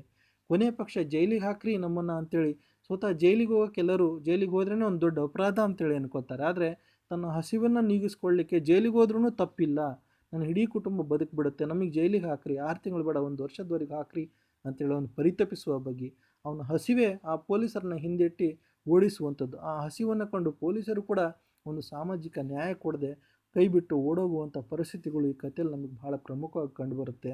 ಹಾಗಾಗಿ ಟೊಣ್ಣೆ ಈ ಕಥೆಯ ಪ್ರಮುಖ ನಾಯಕನಾಗಿದ್ದಾನೆ. ಆ ಪ್ರಮುಖ ನಾಯಕನಾಗಿದ್ದು ಕೂಡ ಅವನ ಆ ಎತ್ತಿನ ಮೇಲೆ ತನ್ನ ಹಕ್ಕನ್ನು ಒಪ್ಪಿಸ್ಕೊಳ್ಳುವಂಥದ್ದು. ದಯಾನಂದನ ಕುತಂತ್ರ, ದಯಾನಂದಿನಿಯೂ ಕೂಡ ಇವನ ಹಸಿವನ್ನು ಅರಿವಾಗೋದಿಲ್ಲ. ಕೊನೆ ಪಕ್ಷ ಅಕ್ಕಿ ಕಾಳು ತೆಗೆದುಕೊಂಡು ಹೋಗ್ಲಿಕ್ಕೆ ಅಂತೇಳಿ ಅವನು ಸಾಲ ಕೇಳಿದ್ರು, ಸಾಲ ಕೊಡೋದಕ್ಕೆ ಆಗದೇ ಇರ್ತಕ್ಕಂಥ ಮನಸ್ಥಿತಿಗಳು. ಕೊನೆಗೆ ಯಾವುದಕ್ಕೂ ಕೂಡ ಅಂದರೆ ಒಳ್ಳೆ ಮಾತಿಗೆ ಯಾವುದೂ ಕೂಡ ಆಗಲ್ಲ, ಮಾತಿಗೆ ಮಾವಿನಕಾಯಿ ಉದ್ರಲ್ಲ ಅನ್ನೋ ಮಾತಿದೆಯಲ್ಲ, ಅದೇ ರೀತಿ ಅವನು ಪರಿಪರಿಯಾಗಿ ಬೇಡ್ಕೊಂಡ್ರೂ ಕೂಡ ಅವನ ಬೇಡಿಕೆಗೆ ಪೂರಕ ನ್ಯಾಯ ಸಿಗದೇ ಇದ್ದಾಗ ಎಣ್ಣೆ ಕುಡ್ಕೊಂಬಂದು ಧೈರ್ಯ ತೆಗೆದುಕೊಂಡು ಮತ್ತೆ ಮಾತಾಡುವಂಥ ಬಗ್ಗೆ. ಅವನ ಟೊಣ್ಣಿಯ ದೇಹ ಹೇಗಿತ್ತು ಅಂದರೆ ಯಾರಾದರೂ ಹಿಂಗೆ ಗಾಳಿಯಿಂದ ಹೂ ಬಿದ್ದರೆ ಸಾಕು ಹೋಗಿ ಬಿದ್ದುಬಿಡುವಷ್ಟು ಅವನು ತುಂಬ ವೀಕ್ ಆಗಿದ್ದ ಅನ್ನೋ ಮಾತನ್ನು ಆ ಕತೆ ಹೇಳ್ತಾ ಹೋಗ್ತದೆ. ಅಂದರೆ ಹಸಿವಿನಿಂದ ಕಂಗೆಟ್ಟೋಗಿದ್ದು ಇಡೀ ಕುಟುಂಬ. ಆ ಹಸಿವನ್ನು ಒಂದೊತ್ತಿನ ಕೂಳಿಗೋಸ್ಕರನೂ ಕೂಡ ಪರಿತಪಿಸುವಂಥ ಪರಿಸ್ಥಿತಿ ಆ ಕತೆ ನಮಗೆ ಕಟ್ಕೊಡುವಂಥದ್ದು. ಹಾಗಾಗಿ ಕುಮ್ಮಿಯವರ ಒಂದು ಆಲೋಚನೆ ಏನಿದೆ, ಹೀಗೆ ತಳಸ್ತರ ವರ್ಗದ ಒಂದು ಕೆಳಸ್ತರ ವರ್ಗದಲ್ಲಿರ್ತಕ್ಕಂಥ ಒಂದೊತ್ತು ಊಟಕ್ಕೋಸ್ಕರನೂ ಕೂಡ ಪರಿತಪಿಸುವಂಥ ವರ್ಗ ಅನ್ನಕ್ಕೋಸ್ಕರ ಹೇಗೆ ಆಹಾಕಾರವನ್ನು ಮಾಡ್ತಿದ್ದಾರೆ. ಯಾವುದೋ ಕೊನೆ ಪಕ್ಷ ದುಡಿದು ತಿನ್ನುವಂಥ ಶಕ್ತಿ ಇಲ್ಲದೆ ಹೋದ್ರೂ ಕೂಡ, ದುಡಿಮೆ ಸಿಗದೆ ಹೋದ್ರೂ ಕೂಡ ಸತ್ತೋಗಿರ್ತಕ್ಕಂಥ ಪ್ರಾಣಿಯನ್ನಾದರೂ ತಿಂದು ಬದುಕಬೇಕು ಅನ್ನೋವಂಥ ಹಂಬಲಗಳಿದಾವಲ್ಲ, ಬದುಕಿನ ಬಗ್ಗೆ ಕಟ್ಕೊಂಡಿರ್ತಕ್ಕಂಥ ಒಂದು ಬದ್ಧತೆಯನ್ನು ಅದು ತಿಳಿಸ್ಕೊಡುತ್ತೆ. ಅವನು ಪ್ರಾಮಾಣಿಕವಾಗಿ ನ್ಯಾಯವಾಗಿ ಕೊಳ್ತಾ ಇದ್ದಾನೆ, ಅವನು ಕಳ್ತನ ಮಾಡ್ತಿಲ್ಲ. ಕೊಡದೇ ಇರೋದಕ್ಕೆ ಹೋಗಿ ಹೂತಾಕಿರ್ತಕ್ಕಂಥ ಒಂದು ಎತ್ತಿನ ಹೆಣವನ್ನು ಅದನ್ನು ಕಿತ್ಕೊಂಡ್ಬರುವಂಥ ಕೆಲಸವನ್ನು ಇಲ್ಲಿ ನೋಡಿ. ಬಹಳ ಮುಖ್ಯವಾಗಿ ಎತ್ತುಗಳು ಏನಿದ್ದಾವೆ ಇವತ್ತು ನಮ್ಮ ಭಾರತೀಯ ಸಂಸ್ಕೃತಿ ಅವನ್ನ ಬಸವ ಅಂತೇಳಿ ಆರಾಧಿಸುವಂಥ ಸಂಸ್ಕೃತಿ ಇದೆ. ಹಾಗಾಗಿ ಅವು ಶ್ರಮದ ಸಂಸ್ಕೃತಿಯ ಪ್ರತೀಕಗಳು. ಅವ್ರನ್ನ ಆರಾಧಿಸೋದ್ರ ಜೊತೆಗೆ ಅವು ಅನ್ನವನ್ನು ಕೊಡ್ತವೆ, ದುಡಿಮೆಗೆ ಪೂರಕವಾಗಿದ್ದಾವೆ ಅಂತೇಳಿ. ಹಾಗಾಗಿ ಅದನ್ನು ದೇವರು ಅಂತೇಳಿನೇ ಅವನು ಟೊಣ್ಣೆ ಭಾವಿಸಿದ್ದಾನೆ. ಹಾಗಾಗಿ ಸತ್ತೋಗಿರೋದ್ರಿಂದಾಗಿ ಅದನ್ನು ದೇವರ ಹೆಣ ಅಂತೇಳಿನೇ ಭಾವಿಸಿರ್ತಕ್ಕಂಥದ್ದು. ಎಷ್ಟು ವಿಚಿತ್ರ ಅಂದರೆ ದೇವರನ್ನು ಆರಾಧಿಸ್ತೀವಿ ಅಂತ ಆರಾಧಿಸುವಂಥ ದೇವರನ್ನು ಕಿತ್ಕೊಂಡು ತಿನ್ನುವಂಥ ಒಂದು ಪರಿಸ್ಥಿತಿ ಇದೆಯಲ್ಲ. ಹಾಗಾಗಿ ದೇವರ ಹೆಣ ಅಂದರೆ ದೇವರು ಬದುಕಿಲ್ಲ, ಎಲ್ಲೋ ಒಂದು ಕಡೆ ಸತ್ತೋಗಿದ್ದಾನೋ ಅನ್ನೋ ಮಾತನ್ನು ಕೂಡ ಆ ಕತೆ ಕಟ್ಕೊಡುವಂಥದ್ದನ್ನು ನಾವು ನೋಡ್ತಾ ಹೋಗ್ಬೋದು. ಹಾಗಾಗಿ ಈ ಕಥೆಯ ವಸ್ತುವಿನ ಮುಖೇನ ನೋಡುವಾಗ ಹಸಿವು ಭಾಳ ಪ್ರಮುಖವಾಗ್ತಾ ಹೋಗುತ್ತೆ. ಆ ಹಸಿವನ್ನು ಪ್ರತಿನಿಧಿಸೋದ್ರ ಜೊತೆಗೆ ತಮ್ಮ ಹಸಿವನ್ನು ನೀಗಿಸ್ಕೊಳ್ಳೋದು ಹೇಗೆ ಅನ್ನೋದ್ರ ಬಗ್ಗೆ ಕತೆ ಮನಸ್ಸು ಮಾಡ್ತಾ ಹೋದರೆ ಆ ಹಸಿವಿನ ಪಾತ್ರವನ್ನು ನಿರ್ವಹಿಸಿರ್ತಕ್ಕಂಥ, ಅದಕ್ಕೆ ಜೀವಂತಿಕೆಯನ್ನು ತುಂಬಿರ್ತಕ್ಕಂಥ ಟೊಣ್ಣಿಯ ಬದುಕು ಕೂಡ ಇಲ್ಲಿ ಬಹಳ ಪ್ರಮುಖ ಆಗ್ತಾ ಹೋಗುತ್ತೆ. ಅದಕ್ಕೆ ಪೂರಕವಾಗಿ ತನ್ನ ಹೆಂಡತಿ ಹಾಗೂ ಮಕ್ಕಳುಗಳಾಗಿ ಕೇಳುವಂಥದ್ದು, ತನ್ನ ಸಮುದಾಯದವರನ್ನೆಲ್ಲರನ್ನೂ ಕೂಡ ಬೀದಿಲಿ ಹೋಗಿ ಕಳ್ಕೊಂಡಾಗ ಇವತ್ತು ನನಗಾಗಿರೋ ಅನ್ಯಾಯ ನಾಳೆ ನಿಮಗೂ ಕೂಡ ಆಗ್ಬೋದು, ನೀವೆಲ್ಲರೂ ಬಂದು ನನ್ನ ಜೊತೆ ಮಾತಾಡಿ ಧ್ವನಿಗೂಡಿಸಿ ಅಂತೇಳಿ ಕೇಳ್ಕೊಂಡಾಗಲೂ ಕೂಡ ಎಲ್ಲರೂ ಕೂಡ ಅಸಹಾಯಕತೆಯಿಂದ ಕೈಜಾರಿ ಹೋಗುವಂಥದ್ದು. ಹಾಗಾಗಿ ಇವನ ಹಸಿವನ್ನು ನೀಗಿಸ್ಕೊಳ್ಳೋಕ್ಕೆ ಯಾರೂ ಕೂಡ ಪೂರಕವಾಗಿ ಇವ್ರ ಬೆಂಬಲಕ್ಕೆ ನಿಲ್ತಾ ಇಲ್ಲ, ಸಹಾಯಕ್ಕೆ ಬರ್ತಿಲ್ಲ ಅನ್ನುವಂಥದ್ದು ಕೂಡ ಭಾಳ ಮುಖ್ಯವಾಗಿ ಈ ಕಥೆಯಿಂದ ನಾವು ನೋಡ್ಕೋಬೇಕಾಗಿದೆ. ಇವತ್ತಿನ ವರ್ತಮಾನದ ಈ ಕರೋನಾದಂಥ ಸಂದರ್ಭದಲ್ಲಿ ಇವತ್ತಿನ ಪರಿಸ್ಥಿತಿಗಳು ಕೂಡ ಹಾಗೆ ಉದ್ಭವಿಸಿದ್ದೇವೆ ಅಂತೇಳಿ ಹೇಳಿದರೆ ತಪ್ಪಾಗಲಾರ್ದು. ಕೆಲವು ಇನ್ನೊಬ್ಬರ ಮನೆಗೆ ಹೋಗಿ ಕೇಳೋಕ್ಕಾಗ್ದಲೇ ಅವ್ರಿಗೆ ಪರಿಸ್ಥಿತಿಗೆ ಪೂರಕವಾಗಿ ಅನ್ನಾಹಾರಗಳು ಸಿಗದಲ್ಲೂ ಕೂಡ ಪರಿತಪಿಸಿ ಮನೆ ಒಳಗಡೆನೆ ಒಂದು ನಲುಗೋಗಿರ್ತಕ್ಕಂಥದ್ದನ್ನು ಕೂಡ ನೋಡ್ಬೋದು. ಬಹಳ ಮುಖ್ಯವಾಗಿ ಭಾರತೀಯರಲ್ಲಿ ಘನತೆ ಗೌರವಕ್ಕೆ ಹೆಚ್ಚಿನ ಪ್ರಾಧಾನ್ಯತೆಯನ್ನು ಕೊಡ್ತೀವಿ. ಆ ಘನತೆ ಗೌರವಗಳನ್ನು ಮೀರಿ ಹೋಗಿನೂ ಕೂಡ ಬದುಕನ್ನು ಕಟ್ಕೊಳ್ಳೋದು ಕೂಡ ಪ್ರಮುಖ ಆಗ್ತಾ ಹೋಗುತ್ತೆ ಅನ್ನೋದನ್ನು ಈ ಕತೆ ನಮಗೆ ಬಹಳ ಪ್ರಮುಖವಾಗಿ ಕಟ್ಕೊಡುತ್ತೆ. ಈ ಕಥೆಯನ್ನು ನೀವು ಒಮ್ಮೆ ವಾಚನ ಮಾಡಿದ ನಂತರದಲ್ಲಿ ವಾಚನ ಮಾಡಿಕೊಂಡು ಆ ಕಥೆಯ ಆಶಯಗಳೇನಿದ್ದಾವೆ ಅನ್ನೋದನ್ನು ನಾವು ಹೇಳಿರ್ತಕ್ಕಂಥ ವಿಷಯದ ಜೊತೆಗೆ ನೀವು ಮನನ ಮಾಡ್ಕೋಬೋದು. ಅದರಲ್ಲಿ ಬಹಳ ಪ್ರಮುಖವಾಗಿ ಅವನು ಯಾವ ಗಿಡಗಳನ್ನು ಹೋಗಿ ಸಂಧಿಸ್ತಾನೆ, ಅವನು ಹೋಗ್ತಿರ್ತಕ್ಕಂಥ ಪರಿಸರದ ಬಗ್ಗೆ ಅವನು ಮಾಹಿತಿಯನ್ನು ಕೊಡ್ತಾನೆ. ನೋಡಿ, ಇವತ್ತಿನ ದಿನದಲ್ಲಿ ಇವತ್ತಿನ ಮಕ್ಕಳಿಗೆ ಅಥವಾ ಇವತ್ತಿನ ಎಜುಕೇಷನ್ ಕಲಿತಿರ್ತಕ್ಕಂಥ ವಿದ್ಯಾರ್ಥಿಗಳಿಗೆ ಎಷ್ಟೋ ಗಿಡ ಮರಗಳ ಹೆಸರುಗಳು ಗೊತ್ತಿರೋದಿಲ್ಲ. ಹಾಗಾಗಿ ಈ ಕತೆ ಆ ನೆರೆಹೊರೆಯ ಪ್ರಕೃತಿಯ ಜೊತೆಗೆ ಅಲ್ಲಿರ್ತಕ್ಕಂಥ ಗಿಡ ಮರಗಳನ್ನು ಟೊಣ್ಣಿ ಕಟ್ಕೊಡುವಂಥ ಕೆಲಸವನ್ನು ನಮಗೆ ಮಾಡ್ತಾ ಹೋಗ್ತಾನೆ. ಹಾಗಾಗಿ ಆ ಹಳ್ಳಿಯ ವಾತಾವರಣವನ್ನು ಕಟ್ಕೊಡುವಂಥ ಬಳ್ಳಾರಿ ಸೀಮೆ ಅಂದರೆ ಬಯಲು ಸೀಮೆಯ ಒಂದು ವಾತಾವರಣದ ಜೊತೆಗೆ ಅಲ್ಲಿನ ಭಾಷಾ ಶೈಲಿಯನ್ನು, ಕತೆ ಹೆಣೆದಿರ್ತಕ್ಕಂಥ ತಂತ್ರಗಾರಿಕೆಯನ್ನು ನಮಗೆ ಇಲ್ಲಿ ಕತೆಗಾರರು ಭಾಳ ಪ್ರಮುಖವಾಗಿ ನಮಗೆ ಪರಿಚಯಿಸುವಂಥ ಕೆಲಸವನ್ನು ಮಾಡಿದ್ದಾರೆ. ಈ ಎಲ್ಲ ಹಿನ್ನೆಲೆ ಇಟ್ಕೊಂಡು ಕಥೆಯ ಪಾತ್ರಗಳೊಂದಿಗೆ ಆ ಪದಗಳ ಅರ್ಥಗಳನ್ನು ನೋಡ್ಕೊಳ್ಳೋದ್ರ ಮುಖ್ಯವಾಗಿ ಹಸಿವು ಅನ್ನೋದು ಭಾಳ ಕ್ರೂರಿ ಅದು. ಹಾಗಾಗಿ ಹಸಿದಿರ್ತಕ್ಕಂಥ ವ್ಯಕ್ತಿ ಒಂದಿನ ಇರ್ಬೋದು, 2 ದಿನ ಇರ್ಬೋದು, ಎಷ್ಟು ದಿನ ಅಂತ ಅದು ಹಸಿವನ್ನು ತಡ್ಕೊಂಡು ಬದುಕಲಿಕ್ಕೆ ಆಗುತ್ತೆ. ಹಾಗಾಗಿ ಕೊನೆ ಪಕ್ಷ ಏನು ಸಿಗುತ್ತೋ ಅದನ್ನಾದರೂ ತಿಂದು ಬದುಕನ್ನು ಕಟ್ಕೊಳ್ಳೋ ಅನ್ನುವಂಥ ಒಂದು ಹತಾಶೆಯ ಮನೋಧೋರಣೆಯನ್ನು ಇದು ಕಟ್ಕೊಡ್ತಾ ಇದ್ದರೆ, ಇನ್ನೊಂದು ಕಡೆ ಒಬ್ಬ ತಾತ ಮಳೆ ಬರಲಿ, ಮಳೆ ಬಂದ ನಂತರದಲ್ಲಿ ಬೆಳೆಯಾದರೂ ಬೆಳ್ಕೊಳ್ಳಿಕ್ಕೆ ದಾರಿಯಾಗುತ್ತೆ ಅನ್ನೋದು ಒಂದು ಬರಗಾಲವನ್ನು ಸೂಚಿಸ್ತಾ ಇದೆ. ವಯಸ್ಸಾಗಿರ್ತಕ್ಕಂಥ ಈಗ ಆಗೋ ಸಾಯುವಂಥ ಸ್ಥಿತಿಯಲ್ಲೂ ಕೂಡ ಅವನು ನಿರಾಹಾರ ದೀಕ್ಷೆಯನ್ನು ಮಾಡಿಕೊಂಡು ಮಳೆಗೋಸ್ಕರ ತಪಸ್ಸನ್ನು ಆಚರಿಸುವಂಥ ಸಂದರ್ಭಗಳು. ಹಾಗಾಗಿ ಆ ದೇವಾಲಯದ ಪೌಳಿ ಅಂದರೆ ಅಲ್ಲೊಂದು ಕಟ್ಟೆಯ ಆಕಾರದಲ್ಲಿ ಇರ್ತಕ್ಕಂಥ ಒಂದು ಸಂದರ್ಭ. ಆ ಕಟ್ಟೆಯ ಮೇಲೆ ಕೂತ್ಕೊಂಡವರು ದೇವರಿಗೆ ಇವತ್ತು ಮನನವನ್ನು ಮಾಡಿಕೊಂಡು ಮಳೆ ತರಿಸಲಿಕ್ಕೆ ಅವನು ನಿರಾಹಾರ ದೀಕ್ಷೆಯನ್ನು ಮಾಡ್ತಿರ್ತಕ್ಕಂಥದ್ದು ಕೂಡ. ಹಾಗಾಗಿ ಅದೇನನ್ನು ಸೂಚಿಸುತ್ತೆ, ಆ ಪ್ರಾದೇಶಿಕವಾಗಿ ಆ ಪ್ರಾಂತ್ಯದಲ್ಲಿ ಬರಗಾಲ ಬಂದಿದೆ, ಮಳೆ ಇಲ್ಲ, ಹಾಗಾಗಿ ಅನ್ನಹಾರಗಳು ಸಿಗ್ತೇ ಇಲ್ಲ ಅಂತ. ಇದ್ದಂಥ ಒಂದು ಶ್ರೀಮಂತ ಕುಟುಂಬ ಗೌಡರ ಕುಟುಂಬ. ಆ ಗೌಡರ ಕುಟುಂಬನಾದರೂ ಇವರ ಹಸಿವೆಯನ್ನು ನೀಗಿಸುವಂಥ ಕೆಲಸವನ್ನು ಮಾಡ್ತಿಲ್ಲ, ಬರೀ ದುಡಿಸ್ಕೊಳ್ಳುವಂಥ ಕೆಲಸವನ್ನು ಅಷ್ಟೇ ಮಾಡ್ತಿದೆ ಅನ್ನುವಂಥ ಒಂದು ಪ್ರಭುತ್ವದ ಪ್ರತಿಭಟನೆಯ ನೆಲೆಗಳು ಈ ಕಥೆಯಲ್ಲಿ ಭಾಳ ಪ್ರಮುಖವಾಗಿ ಬರ್ತವೆ. ಒಂದು ಭಾಳ ಮುಖ್ಯವಾಗಿ ಇಲ್ಲಿ ಗೌಡ ಪ್ರಭುತ್ವವಾದಿ ನೆಲೆಯಲ್ಲಿ ನಿಂತರೆ ಅಥವಾ ಬಂಡವಾಳದ ನೆಲೆಯಲ್ಲಿ ನಿಂತರೆ, ಹಾಗಾಗಿ ಪ್ರತಿಭಟನೆ ಅಥವಾ ಪ್ರತಿರೋಧದ ನೆಲೆಯಲ್ಲಿ ನಮಗೆ ಟೊಣ್ಣಿ ಭಾಳ ಪ್ರಮುಖವಾಗಿ ಕಂಡು ಬರ್ತಾನೆ. ಅವನಿಗೆ ಸಿಕ್ಕಿರ್ತಕ್ಕಂಥ ನ್ಯಾಯ ಸಿಕ್ಕಿಲ್ಲ ಅನ್ನೋ ಕಾರಣಕ್ಕೆ ನನಗೆ ನ್ಯಾಯ ಬೇಕು ಅಂತೇಳಿ ಅವನು ಪ್ರಶ್ನೆ ಮಾಡುವಂಥ, ಹಾಗಾಗಿ ಬಡವಾನಿ ಮಡಗ್ದಂಗಿರುವಂಥ ಒಂದು ಮಾತು ಎಲ್ಲೋ ಒಂದು ಕಡೆ ಇದೆ. ಬಡವನ ಕೋಪ ದೌಡೆಗೆ ಮೂಲ ಅನ್ನುವಂಥ ಮಾತು ಕೂಡ ಬಹಳ ಪ್ರಮುಖ ಆಗ್ತಾ ಹೋಗುತ್ತೆ. ಹಾಗಾಗಿ ಇವನು ಬಡತನದಲ್ಲಿದ್ದರೂ ಕೂಡ ಇವನ ಒಂದು ವಿನಮ್ರವಾಗಿರ್ತಕ್ಕಂಥ ಕೇಳಿಕೆಗೆ ಅಥವಾ ಕೇಳುವಿಗೆ ಪೂರಕವಾಗಿರ್ತಕ್ಕಂಥ ಮನ್ನಣೆ ಸಿಗದೇ ಇದ್ದಾಗ ಅವನು ಕೈಜಾರಿ ಮತ್ತು ದಾರಿ ತಪ್ಪಬೇಕಾಗತ್ತೆ, ಮತ್ತು ಅವನು ಪ್ರಶ್ನೆಯನ್ನು ಮಾಡುವಂಥ ಹಕ್ಕನ್ನು ಅವನು ಪಡ್ಕೊತಾನೆ. ಹಾಗಾಗಿ ಆ ಪ್ರಶ್ನೆ ಮಾಡುವಂಥ ಹಕ್ಕು ಇದೆಯಲ್ಲ, ಅದು ಟೊಣ್ಣಿ ಕೇವಲ ಗೌಡನಿಗೆ ಮಾತ್ರ ಮಾಡ್ತಾ ಇಲ್ಲ. ಟೊಣ್ಣಿ ಹಾಗೆ ಇವತ್ತು ಅಸಹಾಯಕತೆಗೊಳಗಾಗಿರ್ತಕ್ಕಂಥ ಅನ್ನಹಾರಕ್ಕೋಸ್ಕರ ಪರಿತಪಿಸಿರ್ತಕ್ಕಂಥ ವರ್ಗದ ಜನರು ಏನಿದ್ದಾರೆ ಅವರೆಲ್ಲರ ಪ್ರಶ್ನೆ ಕೂಡ ಟೊಣ್ಣಿಯಾಗಿದ್ದಾನೆ. ಆ ವರ್ಗದ ಪರವಾಗಿ ಟೊಣ್ಣೆ ಪ್ರಶ್ನೆ ಮಾಡ್ತಾ ಇದ್ದಾನೆ. ಉಳ್ಳವರಿಗೆ ಅಥವಾ ಮೇಲ್ವರ್ಗದವರಿಗೆ, ಗೌಡಗಾರಿಕೆಗೆ ಅಥವಾ ಮೇಲ್ಸ್ತರದ ಜನಗಳೇನಿದ್ದಾರೆ, ಶ್ರೀಮಂತ ವರ್ಗ ಅಂತೇಳಿ ಏನಿದೆ ಅಂಥವರಿಗೆ ಪ್ರಶ್ನೆ ಮಾಡುವ ಮುಖೇನವಾಗಿ ತಮ್ಮ ಅನ್ನದ ಹಕ್ಕನ್ನು ಕೇಳ್ತಾ ಇದ್ದಾನೆ. ಇದೇ ರೀತಿಯ ಒಂದು ಸಂದರ್ಭ ನಿಮಗೆ ಶಿವರಾಮ ಕಾರಂತರ ಚೋಮನ ದುಡಿ ಕಾದಂಬರಿ ಬರುತ್ತೆ. ಆ ಕಾದಂಬರಿಯಲ್ಲಿ ಕೂಡ ಚೋಮ ಅವನ ದುಡಿಮೆಗಾಗಿ ಭೂಮಿಯನ್ನು ಕೇಳ್ತಾನೆ. 2 ಎತ್ತುಗಳನ್ನು ಸಾಕೊಂಡಿರ್ತಾನೆ. ಆ ಎತ್ತುಗಳನ್ನು ಸಾಕೊಂಡು ಆ ಎತ್ತುಗಳಿಂದ ಭೂಮಿಯನ್ನು ಉಳುಮೆ ಮಾಡಬೇಕು ಅನ್ನೋ ಒಂದು ಕನಸನ್ನು ಕಂಡಿರ್ತಾನೆ. ಅವನ ಕನಸು ಕೂಡ ಸಾಕಾರ ಆಗೋದಿಲ್ಲ. ಈ ಥರದ ಕಥನ ಪರಂಪರೆಗಳು ಇವತ್ತು ನಮ್ಮ ಕನ್ನಡ ಸಾಹಿತ್ಯ ಚರಿತ್ರೆಯಲ್ಲಿ ಸಾಕಷ್ಟು ಸಿಗ್ತಾ ಹೋಗ್ತವೆ ಸ್ನೇಹಿತರೆ. ಇವುಗಳಿಂದ ನಾವು ಅರ್ಥ ಮಾಡ್ಕೋಬೇಕಾಗಿರೋದು ಏನು ಅಂದರೆ, ವರ್ತಮಾನದ ಸ್ಥಿತಿಯಲ್ಲಿ ಇವತ್ತಿನ ಈ ಥರದ ಸಮಸ್ಯೆಗಳಿಗೆ ಒಳಗಾಗಿರ್ತಕ್ಕಂಥ ಜನರು ಏನಿದ್ದಾರೆ, ಆ ಜನರನ್ನು ಪ್ರಜ್ಞಾವಂತರಾಗಬೇಕು. ಅಂಬೇಡ್ಕರ್ ಕೊಂಡ್ಕೊಂಡಿರ್ತಕ್ಕಂಥ ಸಮಾಜದ ಕನಸುಗಳು ಬರಬೇಕು. ಸಾಮಾಜಿಕ ನ್ಯಾಯ ಅನ್ನೋದು ಎಲ್ಲರಿಗೂ ಸಿಗಬೇಕು. ಇವತ್ತಿದ್ದು ನಾಳೆ ಸತ್ತು ಹೋಗೋ ಈ ಭೂಮಿ ಮೇಲೆ ಎಲ್ಲರಿಗೂ ಕೂಡ ಸಾಮಾಜಿಕ ನ್ಯಾಯ ಸಿಗಬೇಕು. 3 ಹೊತ್ತು ಅನ್ನ ಸಿಗಬೇಕು. ಅವರ ದುಡಿಮೆ ಮತ್ತು ಅವರ ಪರಿಶ್ರಮಕ್ಕೆ ಪೂರಕವಾಗಿರ್ತಕ್ಕಂಥ ನ್ಯಾಯ ಸಿಗಬೇಕು ಅನ್ನೋದು ಈ ಕಥೆಯ ಪ್ರಮುಖವಾಗಿರ್ತಕ್ಕಂಥ ಆಶಯ ಆಗಿದೆ. ಹಾಗಾಗಿ ಈ ಕಥೆಯನ್ನು ನೀವು ಒಮ್ಮೆ ಓದ್ಕೊಂಡು ನಿಮಗೇನಾದರೂ ಬೇರೆ ರೀತಿಯ ಸಲಹೆಗಳು ಅಥವಾ ಡೌಟ್ಸ್ಗಳು ಬಂದರೆ ಅದನ್ನು ಕೇಳಲಿಕ್ಕೆ, ಅದಕ್ಕೆ ನಾನು ಪರಿಹರಿಸಲಿಕ್ಕೆ ಸಿದ್ಧನಿದ್ದೇನೆ ಅಂತ ಹೇಳ್ತಾ, ನಿಮಗೆಲ್ಲರೂ ಕೂಡ ಶುಭವಾಗಲಿ ಅಂತ ಹೇಳ್ತಾ ಧನ್ಯವಾದಗಳನ್ನು ಅರ್ಪಿಸ್ತಾ ಇದ್ದೀನಿ.